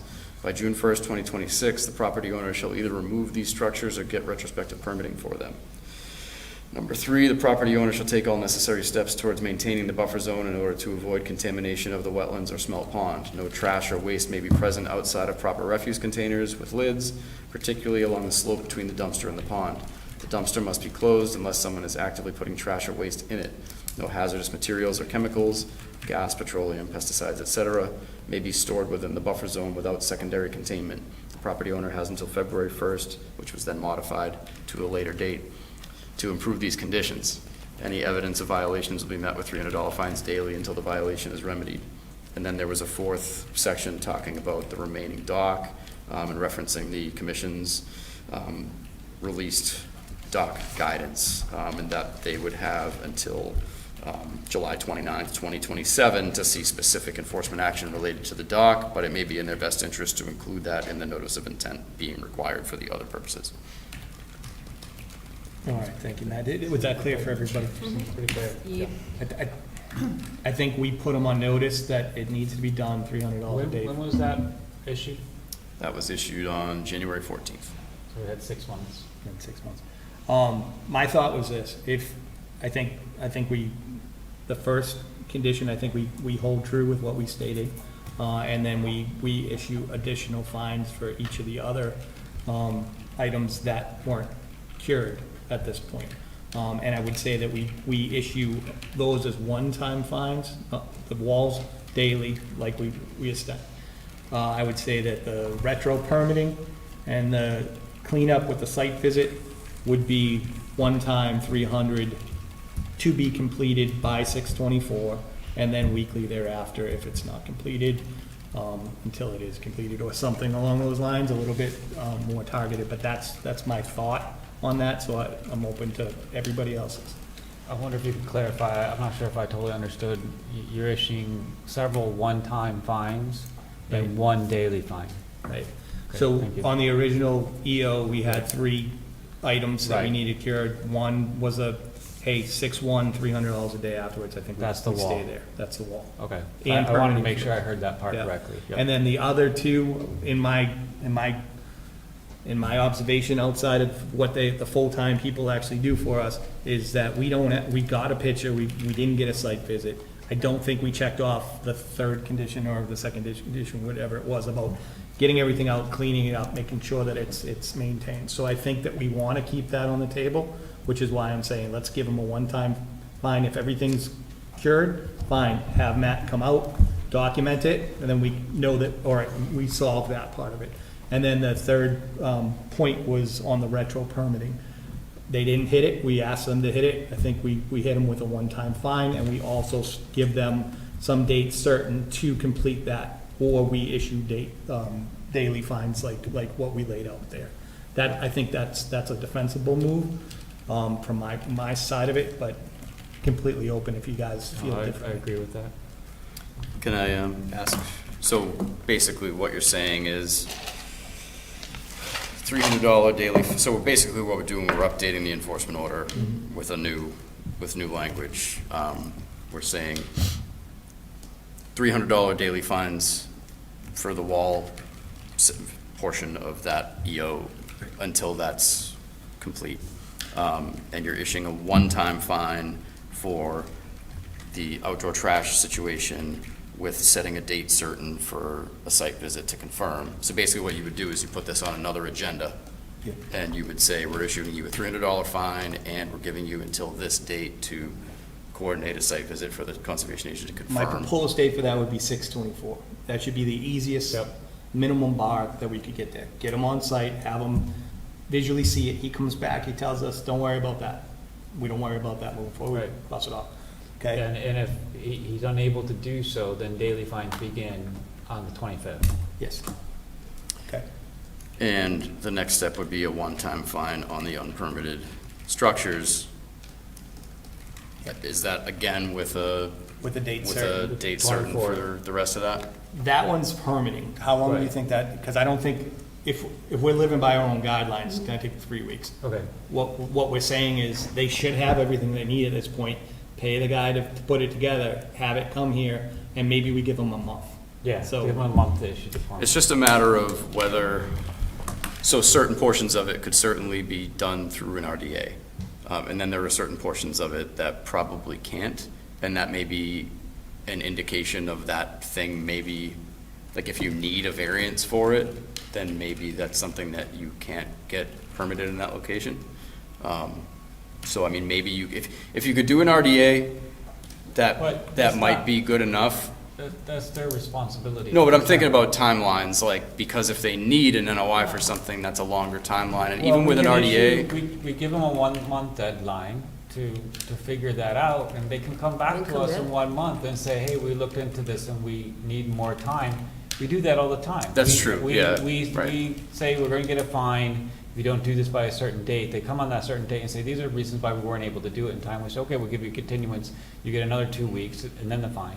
We just had 2 hearings right now where we didn't fine people for violations because they had good They made faith good efforts to Right. rectify the problem. There's been 0 good faith effort. And the point of this whole process is to bring people into The compliance. point is compliance. And everybody It's not goes punishment. forward. Right. Right, so I would give them a month for the permit, anything that requires the permit, and if we see some good faith effort of them trying to move in that direction, then we can reevaluate at that time. And the same is true, if they can't get the wall out in 2 weeks for whatever reasons, they can show up on the 24th and explain that, and we can amend it again. We may not, we may say, no, you're gonna continue to get $300 daily fine, but we're not tyrants here. Like, it's been 2 years we've been working with them to try to get this into compliance. And if they can demonstrate good faith effort and not come here with a bunch of excuses that have absolutely nothing to do with the problem, then we're perfectly fine issuing continuances on things. But when they show no effort and they basically come to a commission, a town commission, and proceed to essentially lie to us, I have no more patience Yeah. with this. Just for clarification on that one, you're saying to file for the retrospective permitting of structures, you're looking for them to file something within 30 days. Within 30 days. Okay. Yep.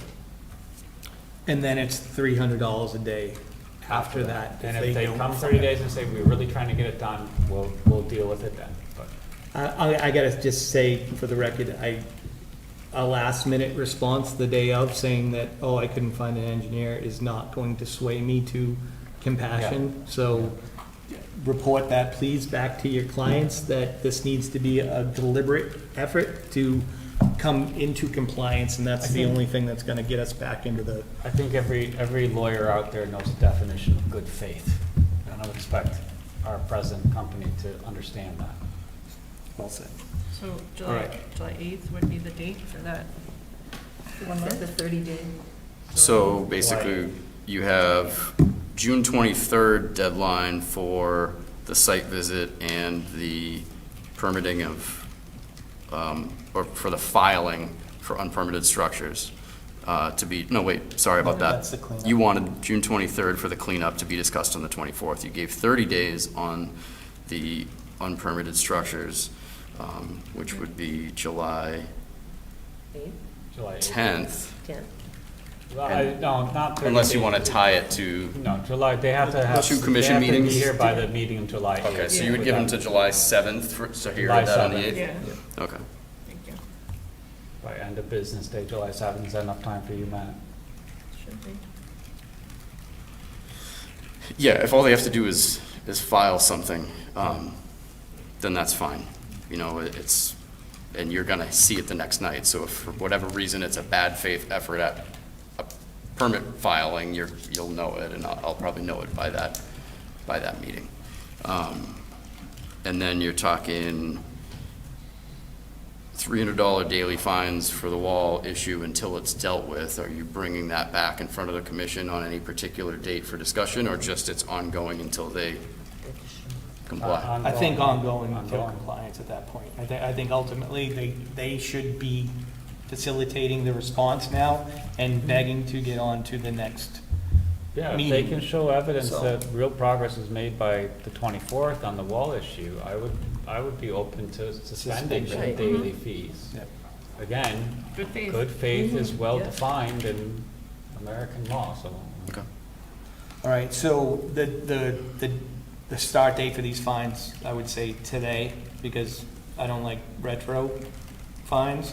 I Yeah. think it's more defendable to say, all right, moving forward, we warned you that this was gonna happen on 6/1 with no action.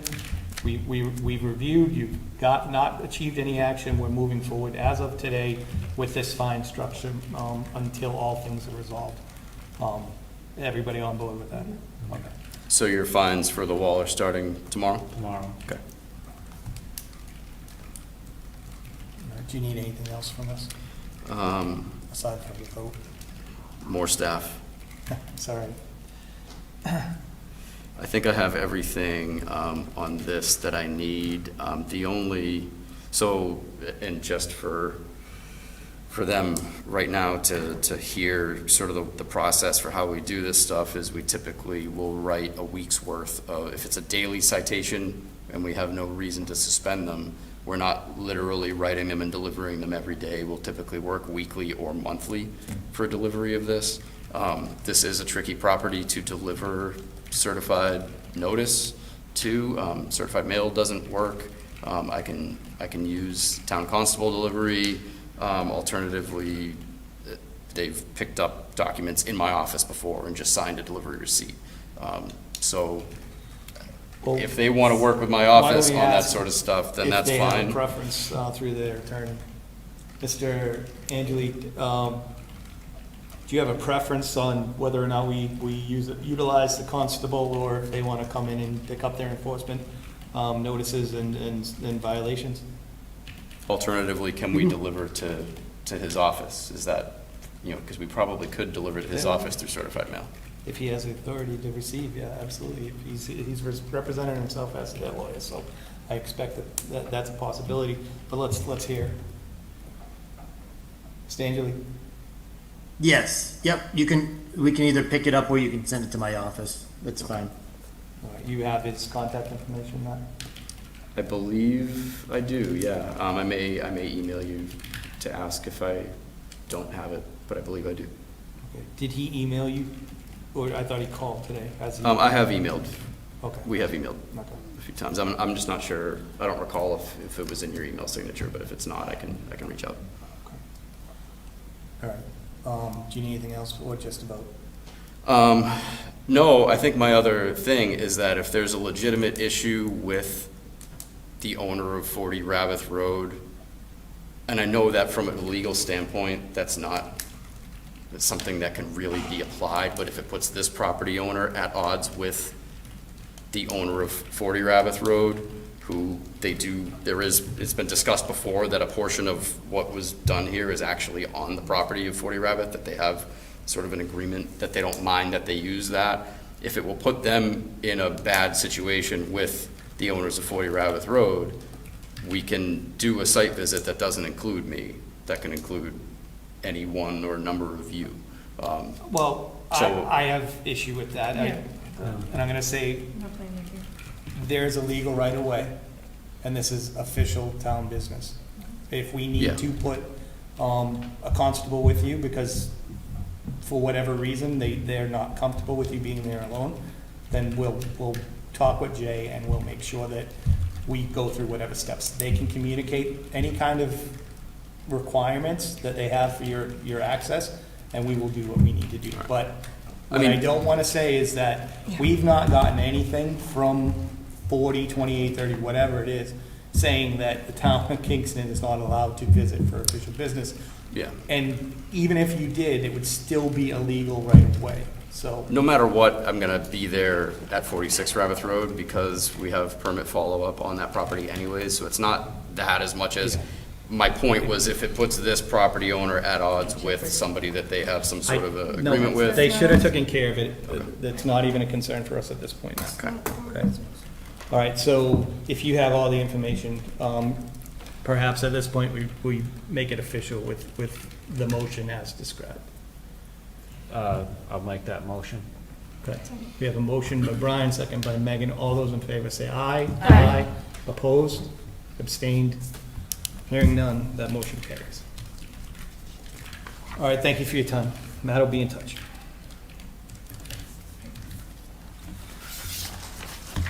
All right, Matt, that closes out enforcement actions. Going back to 6 Prospect Street. Oh, sorry. Brian is And up he is there. on now. We're going to where? 6 Prospect. All right, Matt, 6 Prospect Street, would you bring us up to speed on the enforcement efforts there, continued from an earlier date? Yep, following the May 27th meeting, the enforcement orders were updated on May 28th. Maintaining the cease and desist, requiring ongoing maintenance of the site perimeter fence and erosion control, pushing the deadline for signing an engineering contract to June 4th to be discussed tonight, and requiring an engineered deliverable in the form of a 30% design by June 18th to be discussed June 24th. Again, this is a difficult property to deliver on. I did deliver this update by email, as Brian has been responsive through email, and you know, we've been able to do that.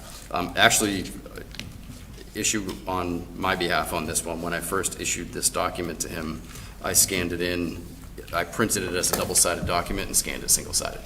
So when I first emailed him, item number 4 from the EO was not included in the document that I sent to him. Can you remind us what? I did specify in the email what the commission mandated, but that part was not there. That was the part that required the deliverable by June 18th. But again, I did include that in the body text of an email update earlier that day, the day after the meeting. So I did more recently make sure he had a copy of the full document and apologized. How recently would that have been? That was last week. And this is just 2 weeks old at this point? Because the discussion. Yeah, it was May 28th was when we issued the document. So again, I would contend that the information was there, but there was a It's just not as clean hiccup as. in the process, yeah. Brian had Stevens Engineers on site on June 3rd.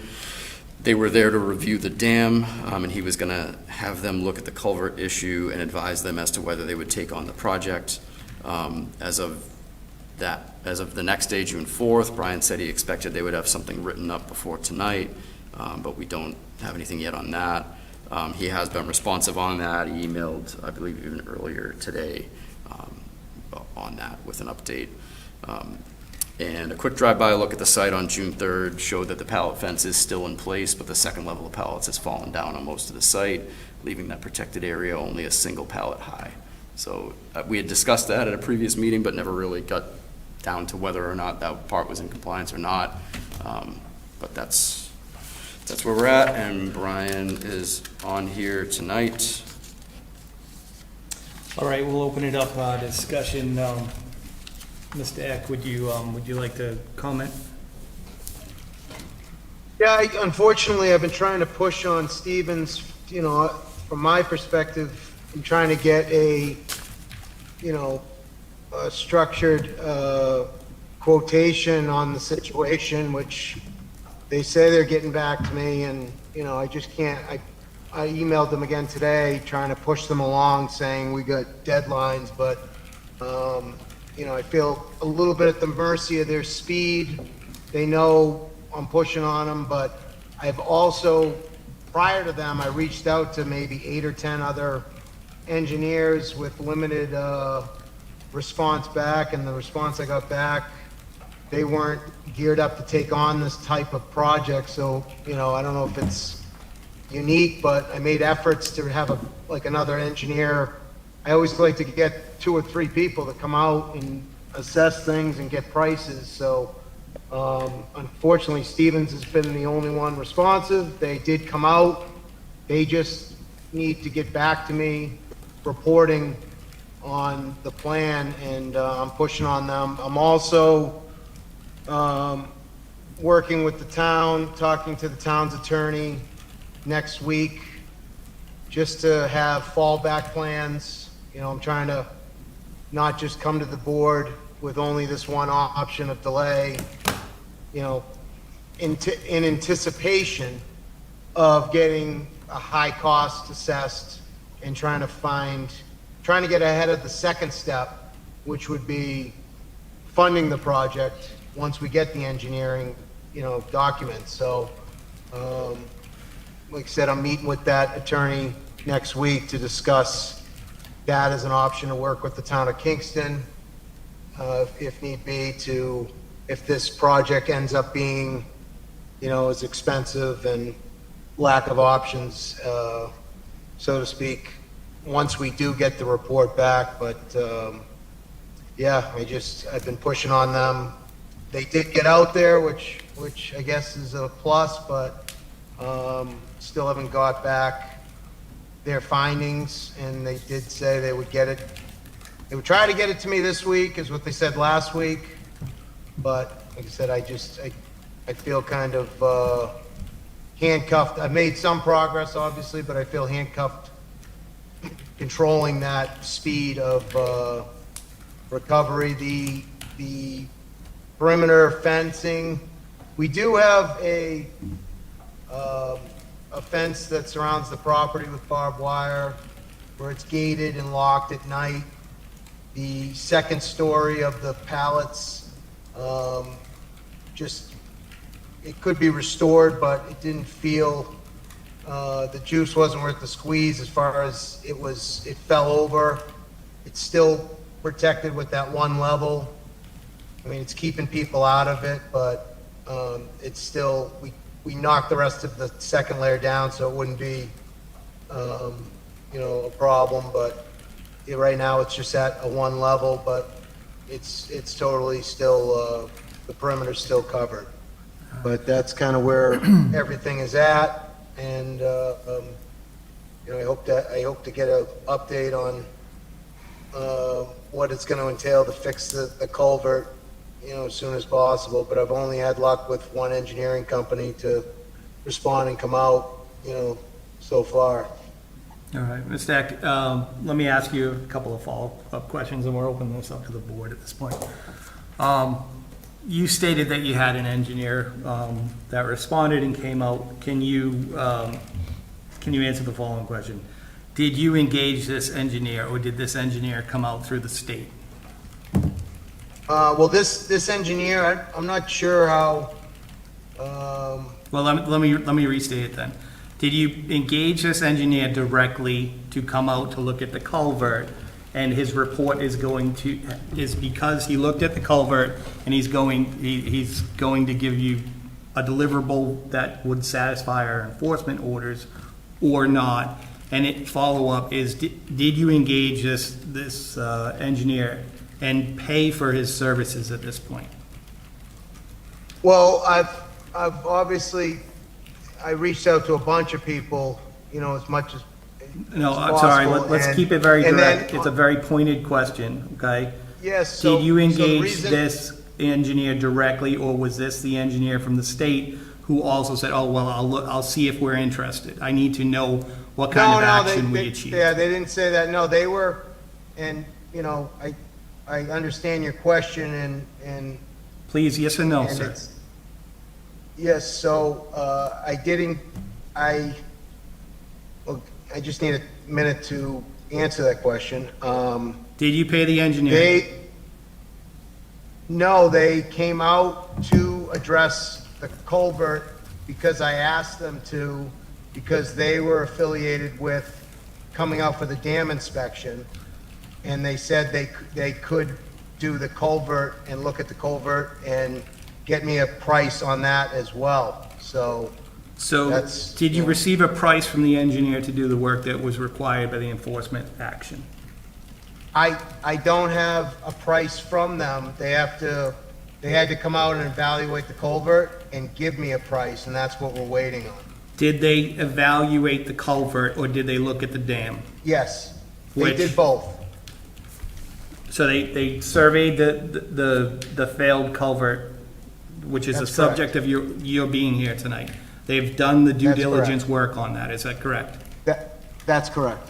Okay, so they did that work without a contract with you, is what I'm hearing? Correct. Okay, so, And I've sent that correspondence to Matt, the email thread. all right, let's ask Matt to respond to that. Matt? I just question maybe your definition of due diligence, right? This was, I don't think, an assessment at the level that they can prepare a 30% design plan based off of. If I had to guess, I would say this was somebody who came down to physically look at the site and figure out if this is something they wanted to get involved in, or they Right. felt This was confident a- that they could get involved in, and now they're probably working on a quote for him. That's what he's waiting Right, on, which is the means quote. it's step 0 minus, because you haven't even priced out an engagement offer to the app, or the buyer. Right. Okay, so we've not made any progress. The fence thing is just something that's just sticking out. I thought we were very clear in setting up a barrier. We could have gone much deeper and said we want things that nobody can actually drive a car into. We didn't. We just said we want a site fence erected that will keep everybody out. And now that the fence, the one progress that we made at the beginning is now falling down. I'm also hearing that part of his plan is that he has, I guess, future discussion with our town council about how, I guess, we're gonna pay for that, but that doesn't seem like any kind of progress on what we've put forth in our enforcement action. So from what I've heard, we've made 0 progress. We're no further ahead. Right, okay. All right, Mr. Eck, if we have any questions, we'll ask you for clarification. We will open it up to public comments as well. Mr. Guidaboni, do you have something you'd like to be heard on? Oh, okay. Yeah. Sorry, I thought that was a hand raise. That wasn't, No, I thought it was Jen. I'm all set, thank you. All right, thank you. There was a hand. No, it was No, her it was a mouse. It's a little mouse. It was her mouse. Oh, Yeah. That's funny. Yeah. There's- A little levity. All right, anybody? let's further discussion. I heard none. I can give you a quick update on the pallets. So on April 29th, I got an email from Brian, just saying that he's going on his own with costs on this, to get fencing and socks installed. He researched the most cost-effective methods of building the fencing, and out of pallets was listed as the best way. Wanted to make sure I didn't see any issues with that method as long as it's 6 feet or higher and blocking off the hole with structural integrity. And I replied, I don't see an issue with pallets as long as they're stable and protecting the hole. And then we worked on just making sure you had the guidance on getting the right silt sock, because when you're just a member of the public who doesn't do this stuff every day, you're gonna go buy straw wattle, and that's gonna be insufficient in most cases. So he did install the good silt sock there. That part is great. But it's obvious that the pallet fence, the only way to get your 6 feet tall is to have the two stacked on top of each other, which, based on it not lasting very long like that, is not sufficient and probably not terribly safe either. All right, But there is still that one layer of pallets standing up, connected to each other, ringed in silt sock, so there is some stability to the site. I don't think you mandated I don't think we mandated in the EO a specific height, but you were pretty clear in your guidance during that enforcement, session, that you wanted something that could keep people from accessing that site. So that's up to the commissions to determine now whether that's good or not. Just to start the discussion, I think we need an actual chain link site fence secured because there is zero progress on this. And I think that we need to start thinking that this needs to be a little bit more stabilized. I am also concerned that we have a gaping hole inside of a river, and we have zero erosion control on the actual dirt that's going to be releasing continuously. So the first steps were just first steps. We're literally still at first step. And the half step that we saw positive movement on needs to be rebuilt. So I think we need to dig in a little bit here and decide what the next step is. And you're suggesting chain link instead of the ballot? Oh, absolutely, yeah, because it can be constructed and it won't go Right. anywhere. When a professional site fencing company is what we're requiring. So I would say that that's probably part A. And then part B is, if, my opinion, we've made zero progress, it's fines, because there's zero progress to actual compliance. He hasn't even gotten a price for what we had stipulated as the performative action to be achieved by certain date. So, I just think that there's only one way to do this, and it's through the fine process. And Matt, we used language in that enforcement as far as do this by date certain, or there would be fines. Could you recall that? Yes, but I'll pull it up just so I can read from it.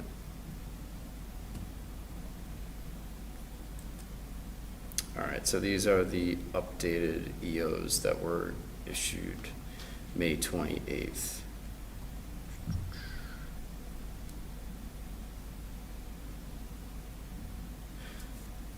So, remedial actions to be undertaken.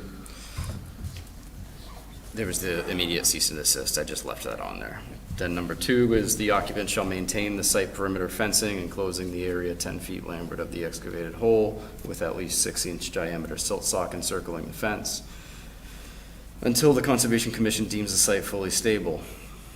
Blah, blah, blah, not related to this conversation. If the fencing or silt sock is found to be in disrepair, daily fines of $300 will be issued until evidence is received that it has been repaired or replaced.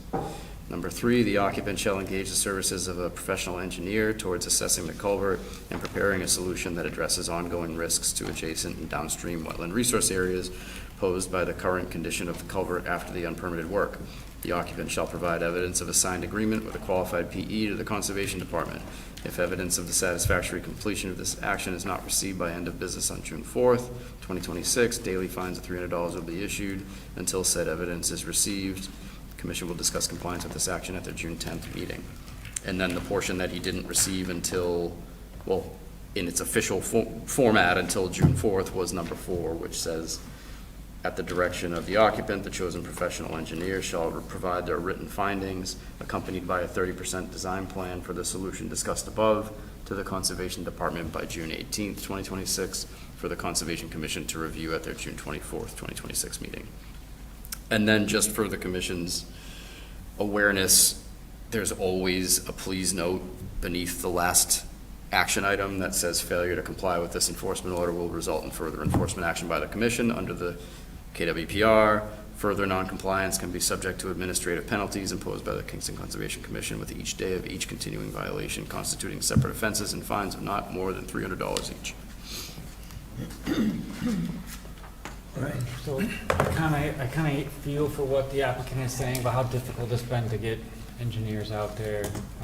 It's clear he's violated the enforcement order, but I think there is some evidence that he's trying to make some effort. So I would recommend a one-time $300 fine rather than daily. And give him until the next conservation meeting to make further progress. Yeah. Just I don't think we just immediately jump to daily fines. We tend to amend fines, to give people a little bit more time. All right. He is at the, you know, He's at the waiting for the mercy. mercy of an engineer firm to come in. I know they weren't there. He didn't, whether or not he actually engaged with them is a very good question that you asked, and no, he didn't. They were there for something else, and he was able to rope them in, but he's saying he's tried 8 other places. It'd be nice to have some evidence of his efforts, like emails that he has sent that have gone unanswered, a log of phone calls he's made or something like that would ease my concerns a little bit, but I'd be in favor of a one-time $300 fine for each of the 2 violations for a total of $600, and then give them until the 24th to fulfill the requirements of the enforcement order. All right. Can I, Let me push just a little bit on that one, just to test it. I can call any engineer, PE for anything, right? In Massachusetts, we have PEs, we have structural engineers, we have civil engineers. That all of those designations fall under PE. If I call you as a structural engineer who doesn't do dam work, doesn't do culvert work, the answer that I'm gonna get is, I don't do that, I'm not interested. If I call a civil engineer who does dam work and does, which is harder to get to, granted, but calling an engineer who says no, or perhaps the boys at Grady or any of the locals, would be probably within one connection to the type of engineer who would absolutely be the right engineer for this. I see nothing along those lines in all this communication. All I've heard is that, well, you know, the engineer is coming down from the state, is going to maybe take a look at this while they're down there. They said that they'd take a look at it, and then they'll give me a, you know, if they're interested, they'll give me a price. That's not a concerted effort. That we expect more in the design community. We didn't achieve anything. It sounds like Matt, it on face, but I did reach out to Matt for. I'm sorry. I mean, You Hold on gotta a raise second. your hand. We'll come back to you in a minute. That's the complete situation, okay? We don't have any evidence in front of us. I don't think we drift off of what our original guidance was, which was we needed to see certain things. At this point, is it 6 weeks? Is it 6 weeks old now? Yeah, I mean, the first EO was issued on April 23rd, requiring the signed PE agreement by May 12th. So then they got essentially another month to the June 4th deadline.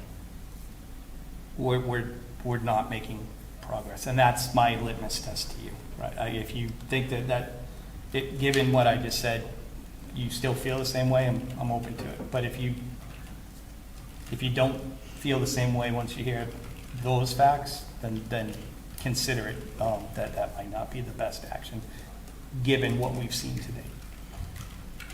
Okay, all right, Mr. Eck, you had something you'd like us to hear? Yeah, no, I reached out to Matt when he gave me a list of names, so those names that you're rattling off, I would greatly appreciate. I mean, I can call those companies. Matt, I don't know if any of those companies he just mentioned You were mentioned part what, of the Grady? list. I said, You sent to the boys me? at Grady would know Oh, okay. a civil, dam Right. engineer. Because what you're saying doesn't line up with the response I got. That's number one. And number two, I don't agree with making no progress. We did have an engineer come out and assess the hole, and, we didn't have that done prior. And the fence, I'm happy to Let me put the ask you second- directly on that. As far as we know, the engineer came out to look at the dam, and he looked at your hole and said he'd give you a price to get involved with the project. If I'm wrong, prove me wrong at this point, and if I'm not, then let's not sit on that fence. Let's define it perfectly, please. Say it again. I'm just confused because I had the engineer come out So I think the issue. evaluate the situation and design exactly what you're asking. But I think what, Commissioner Franklin, if you don't mind trying to rephrase it in a slightly different way for you, Brian, you keep everything- saying that, you keep saying, I had the engineer come out. I think what Commissioner Franklin is saying, no, you didn't. The engineer came out for the dam and happened to be And there, so you asked him to look at it. And what we're looking for No, is good I faith said that was not effort. correct. Excuse me, what we're looking for is good faith effort on your part that shows action, an action verb, that you reached out to the appropriate engineers to get some inspection. And that, what Commissioner Franklin is suggesting, and is looking for clarification on, is that you did not reach out to an engineer to look at the hole. An engineer was there to look at the dam, and you said, can you look at the hole? That's a different No. form of action. Yeah, no, but that's not correct. I Okay, have so documents, could you clarify that? email. Yeah. Yeah, so, Mr. Eck, just to restate, because I believe you answered it earlier, but maybe we misheard it, so I'm gonna give you another opportunity. When an engineer is out looking at something, engaged with a client, you would have signed some type of a form of agreement with that engineer to complete the work and to provide the 30% design that we had stipulated in the enforcement order that we previously sent to you. Are you telling me that you paid the engineer, or you put him on retainer, or you have some kind of contract that you could provide tomorrow morning to Matt's office? no, that would be the next step. I specifically have in writing that I requested them to look at the culvert because I need a quote on fixing the culvert, and that is different than the dam. We kept it separate. You, Mr. Eck, the requirement for, at this point, was not to reach out, it was to have, under agreement, engaged the engineer Well- for the definitive action. But we If don't I'm know saying the something that price. you don't think is correct, and you need clarification, that now's the time to ask for clarification on it, but those No, are the I facts. understand, but how do I give a deposit if I don't even know the scope of the work? You don't give a deposit, you have to, there's a series of steps that need to go before you signing a contract. That's diligence. The diligence was supposed to be completed quickly, you put the appropriate engineer under contract and a deliverable delivered by the date that we specified in the enforcement actions. None of that. I can't do Step that zero, until we Brian, get a price. Brian, you need to wait Yes, till I'm sir. done, okay? All I'm those getting steps were to interrupted as be well. complete by the date that we specified, or there was the pending ramifications, which in this case was fines. So are you very clear on what we expected at this point? Well, I'm confused because I don't understand how I can engage in giving people money without knowing what I'm paying for. And I needed a quote. I mean, don't you get a quote before you can take that step? Absolutely, I would that think- is why waiting was not the appropriate action. You had, I did not wait. I was waiting on them to come out, and I couldn't get them to come out any faster All than right. they did, and they did come we're out. we're only gonna take new facts at this point, Matt. So you were asking a lot of questions, and I think I can maybe help with this. So on May 22nd, Brian sent an email to me that said, "Hi Matt, see progress below," and he pasted in, the contents of what would have been an email from Jim Turner at Stevens Associates. So it says, "Good to talk with you. Summarizing our discussion, the first bullet point gives their understanding about the sinkhole. Second bullet point says the Conservation Commission is requiring you engage an engineer to design a fix, apparently over concerns of silt entering the waterway and are threatening fines. Number 3, as discussed, our services are for visual inspection of the dam, which includes commenting on observations of the downstream area consistent with the dam inspection checklist required by the state. Regarding the downstream culvert that carries the dam discharge, our observation would likely be that there is a deficiency with the culvert that should be fixed. However, our services exclude further evaluation and design of repairs. Number 4, when we are there for the dam inspection, we can discuss if culvert evaluation and repair design is something that we could help with under separate contract or suggest other engineers. Number 5, we anticipate we could be there for dam inspection likely during the first 2 weeks of June, and we'll coordinate a specific date with you in advance. So I think that gives some background on kind of what. It's kind of a promissory thing. Yeah, I think what you were trying to get at was, this was somebody that was engaged to come down for follow-up dam work, and Brian took the opportunity to see if, hey, while you're there, can you look at this and become, you know, the engineer that I need on this project. Correct.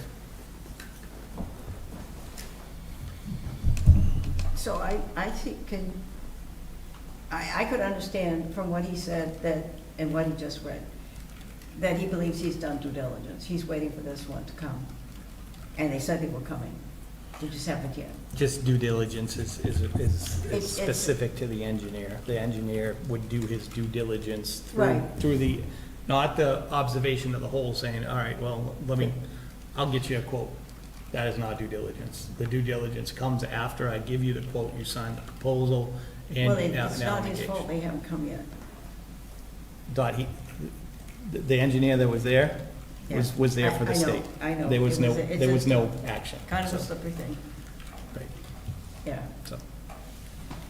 I have confirmation that they did Brian, inspect the you culvert. have to raise your hand, okay? It's not open mic. You have to raise your hand, okay? And then you need to be addressed, and then you can speak, Oh, okay? sorry, I'm on the Zoom here. Let me raise my hand. All right. You gonna acknowledge him? Yeah, absolutely. He's gonna, Did we finish the conversation, Doc? yeah. Okay. Brian, please.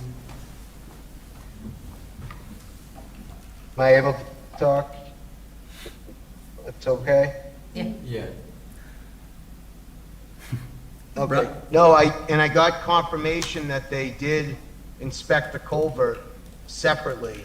So I could send that proof to Matt as well, just so you feel comfortable that I mean, unless these engineers aren't the right type of engineers, but there was, other than Jim, there was a guy, his name was Bob, and he was the guy that was on site that, yes, he inspected the dam, but he also inspected the culvert separately as requested, and they confirmed that a few days prior. So I could also send that correspondence, just to ease your mind. I can offer to the commission, because I can see there's sort of an understandable, feeling on this. You want things to happen quickly. You feel maybe that not enough effort was made to find an engineer who would come out quickly and get you a number on this. So you feel for that, but also want quick action to make, because you're picturing every time it rains that there's going to be issues there.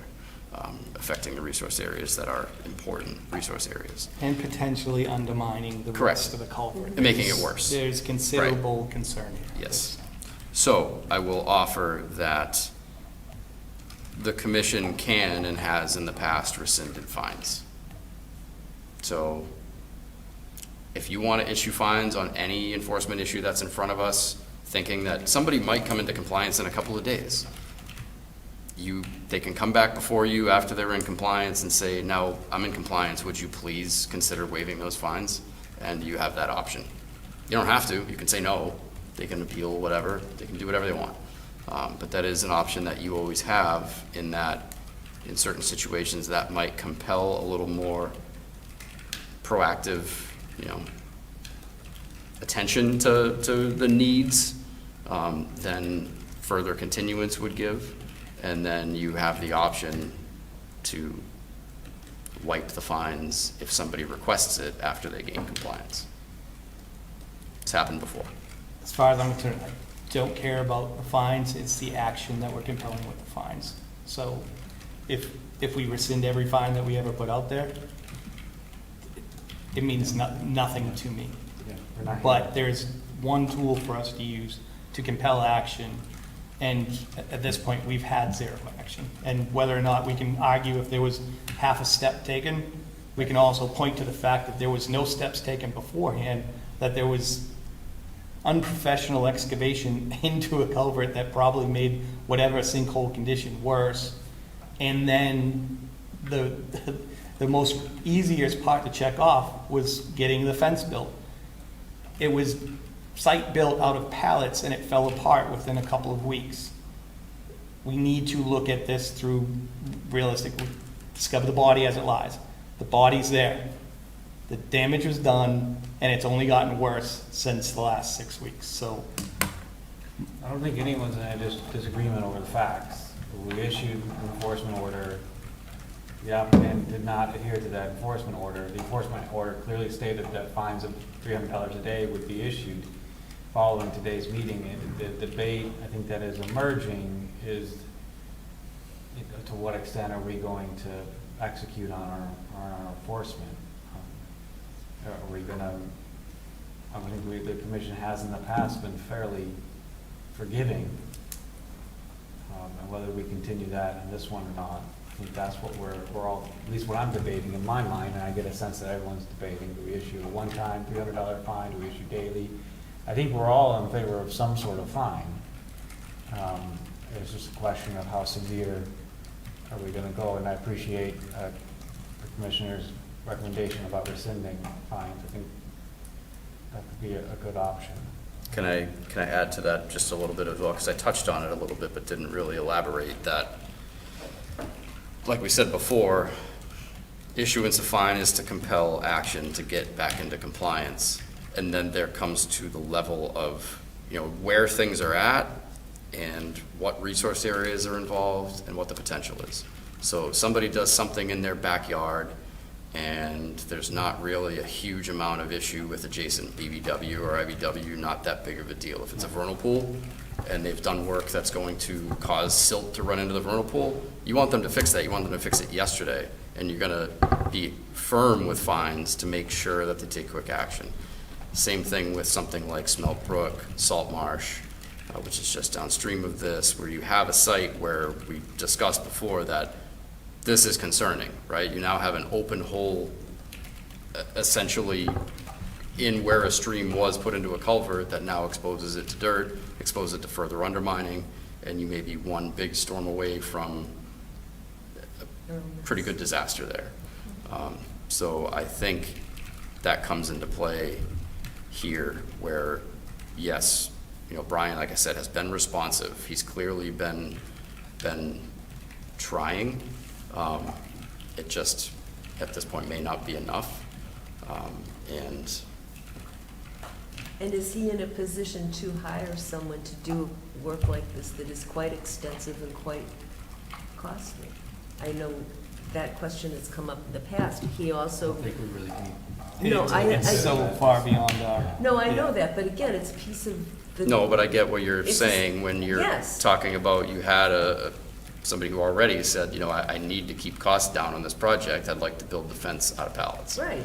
I mean, we're talking about When you come to pallets. permitting on a culvert, yeah, there is. And he that. also mentioned, and again, I don't mean to muddy the waters or extend this discussion, because heaven knows it's gone on a long time, but he talked about something about how to fund and talking with town council about options. So are we on a two-track thing here?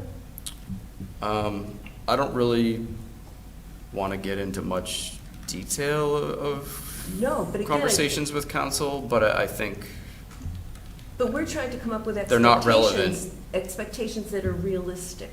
right. But I think- I'm not aware of any portion so far of a conversation with town council that's relevant to the situation in front of you, basically. Oh, okay, One way and or what I'm the saying other. is, I don't want that to be reintroduced at a later date as an excuse for no movement. I can't see it as an excuse for any movement, because town council doesn't speak for the town. Something like that, okay, the hole's gonna stay there for 4 But years. I'm saying this in a way too for clarification for Brian, so that, Well, the applicant has a right to look for however means that they might be able to complete the project. If they're gonna look for grant money or something, I don't care about that. No, neither do I. It shouldn't delay the execution. and my point is that he's not considering it a reason for his delay. I don't That it's an believe it, acceptable yeah. reason. I would even go a little bit further, that our action here is about making sure that badder things don't happen while we're waiting for, oh, well, maybe the state will pick up the bill if we wait long enough, and No, and that's maybe I not, can pick up a that's grant. not an excuse. We for can't, delay. No. he's holding himself up as somebody in direct control of this parcel. He has a direct responsibility to, he's the controlling, exposing, and it was willful, okay? So all of the actions to date were his. This wasn't an accident, it was, well, let's figure out what the sinkhole is and let's just fix it. There was a process, he skipped it, here's the ramifications. And the ramifications are that he's exposed it to worse things in the future. Leniency at this point, I haven't seen any good faith. There's been some discussions, there's been some phone calls. We were very clear in what we were supposed to have received. Right. When we were supposed to receive it, and there's another one pending because the 30% doc that he hasn't even signed up an engineer is going to be at the 18th that we're gonna be discussing at the next meeting. So leniency at this point doesn't get us to where we need to be. Nor am I suggesting leniency. I just want to make sure Brian hears the rest of this discussion so he doesn't come back in a couple of weeks saying, well, golly, you know, I tried this and I tried that and whatever. I want this to be crystal clear what our expectations are. Right. And just to go back on the good faith, right? Good faith is a legally defensible threshold. If you're under it, you're not in good faith. You can make some efforts moving towards good faith effort, but it's incomplete until it's actually to that level.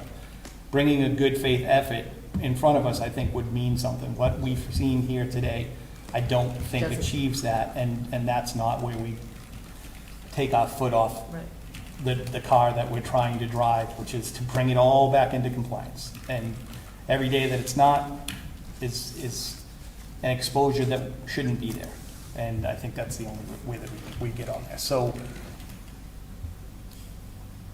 I don't think a one-time violation is sufficient at this point because it's 300 and it doesn't get us to any. And at that point, what are we doing? Are we kicking it 2 weeks?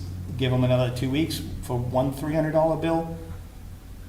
And is that enough to compel action to achieve what was supposed to be achieved and gave them a full month to actually get there in 2 weeks?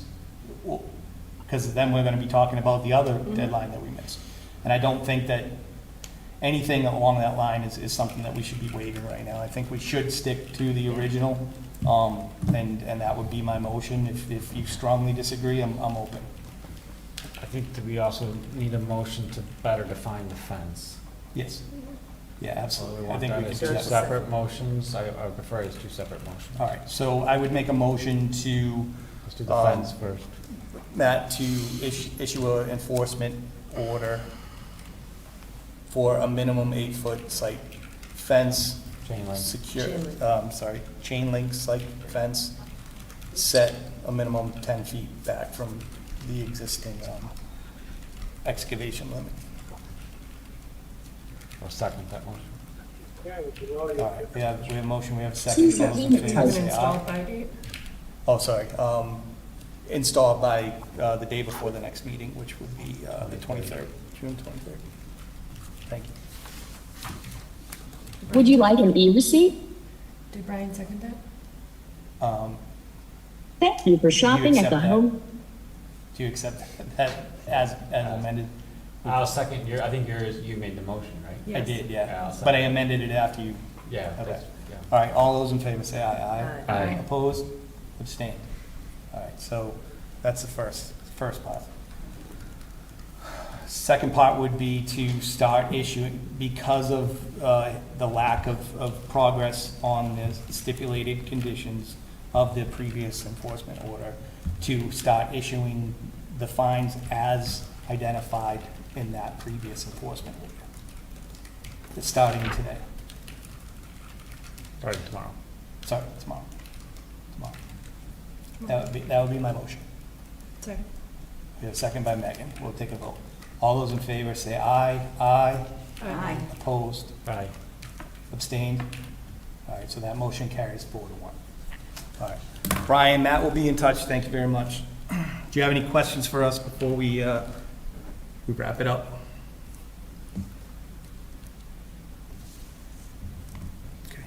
Hearing none, we'll move on.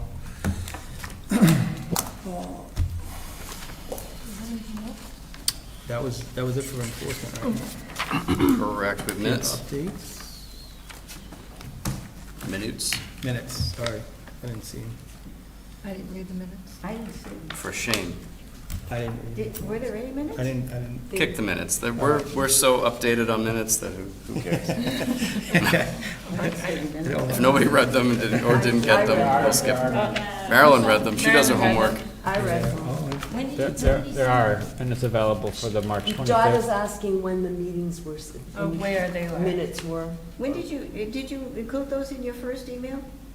I don't know. They're in the OneDrive. It didn't show up on mine. They didn't. I don't know that. That's your OneDrive though. That never Mine's works. always screwed up. I don't know why. It's always messed up. We'll push it to the next meeting. If anybody wants a hard copy of them or them directly emailed to you, just shoot me an email so we remember. All right, Matt, can we move to updates then? Yeah. All right, please update us on any ongoing projects.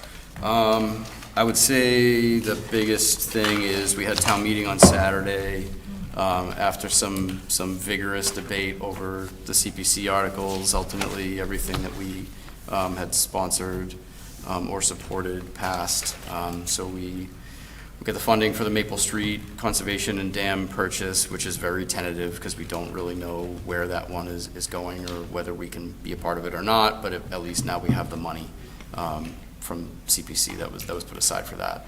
The 83 Wapping Road, money from CPC went through, and I got the final actual confirmation today that we have our private donation lined up of the $25,000 that we needed to go through with that purchase. So I've talked with Wildlands Trust because part of apparently like buying through CPC, our CR is required anyways, which was something I wasn't really familiar with before because I think we just had been doing it anyways. But that was also part of the, agreement for the donation was they wanted to see a CR put on it. So Wildlands Trust is stepping up to hold the CR, and thankfully we do not need to come up with the CR endowment money until the CR is official. So that will give me time to maybe go back to CPC and see if they can pull money out of their administrative fund. Brian always says we can't do that, but we might be able to. Or we'll find some way of funding the money for that, so we don't have to come up with it now. But we are on track to hopefully close on that property on July 15th, which is cool. So that's a good project that's coming together. We got our stormwater money, which is good for the MS4 compliance for the next year. And the last thing that really wasn't supported by Concom or really brought to you was the moving confirmation or appointment of open space committee members from the town moderator to the board of selectmen. Is something that I've wanted to do for a few years just for sort of expediency's sake, and that passed as well. Backtracking to stormwater, I did finally get that quote I was looking for the regs update, and it was a lot higher than I expected and definitely higher than we can afford. I have a call scheduled to discuss that with our consultant just to try to figure out why and see if that amount can come down significantly, and if it can't, then maybe we'll just do it live. Do it live. Doing it live. So I think that's about all the updates I have for now. It's really hot in here tonight. It It got is. hot, and then it got cold, and then it got hot again. I thought it was me. No, it's all my talking. It got freezing, and then All it right, got well, hot. Matt, Juliana, good job, good work. That was some serious work to get those items together for the meeting, and I'm sure the people of the town appreciate it because despite spirited debate, I think it's been very clear and certainly my interactions with the people of the town that conservation is one of the things that they all seem to agree on.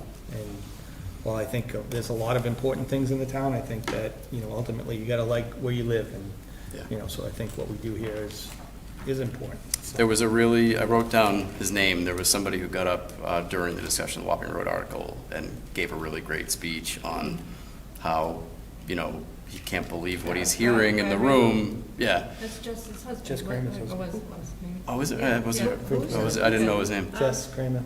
Just Kramer. who was very pivotal as on the select board with Yeah. the Blackwater stuff. Yeah. Yeah, so- It's interesting because I was going to reach out and ask if he wanted to join Concom, but I heard him say he had 4 kids, and I was like, nope, Yeah. he's not joining. But he gave a great talk He did, about yeah. how, when you talk to a lot of people in town, people want to support conservation. People seem to want to do something about, fast development that's occurred over the years. And that being at town Unfortunately, meeting, a those lot of what you people hear don't show is up to town meeting. taking Yeah. a parcel off the tax rolls Right. and those sorts of things. So I liked what he got up there and said. Well, I It's good to think get that we support. didn't take that parcel off tax roll. There was part of it that we purchased, right? It's basically that, the parcel's been in chapter for years and Right. years. Yeah. It's brought up very little in tax revenue over the years, but it's been out of chapter and it would be sold for private development. So the concept was it was either gonna be 1 or 2 single-family house lots. And the case that I made at town meeting was that, your best case scenario, if it was 2 lots and you might get, $8,000 to $10,000 from each in tax revenue and they don't have any kids, then you've got $16,000 to $20,000 positive in tax revenue. But if, you have, we pulled the 2024 numbers out of the state website tracking, what the cost per student is in Kingston. And it's a split between state and local funds, so it's not perfectly clean. But a lot of those funds are routed through the municipality, and it was $15,000 per student. So I just try to make that case that you can talk about taking land off the tax rolls, but if you're talking residential development, and particularly in this kind of style, then it's really up in the air as to whether it'll be a positive or negative, and it's entirely possible that it could be a serious negative. So, yeah. All right. Well, good job, Matt. Thanks. Good job. It was a good meeting. All right. Any other discussion or move to closing remarks? Nothing from me. Anybody want to be heard from the public? Now's the time. No. Hearing none. We will move, the next meeting will be held June 24th, 2026, starting at 6:30 PM. The time is now 9:05. Do I hear a motion to adjourn? So moved. Motion by Marilyn, second by Megan. All those in favor say aye. Aye. Opposed? Abstained? All right, motion carries 5-0.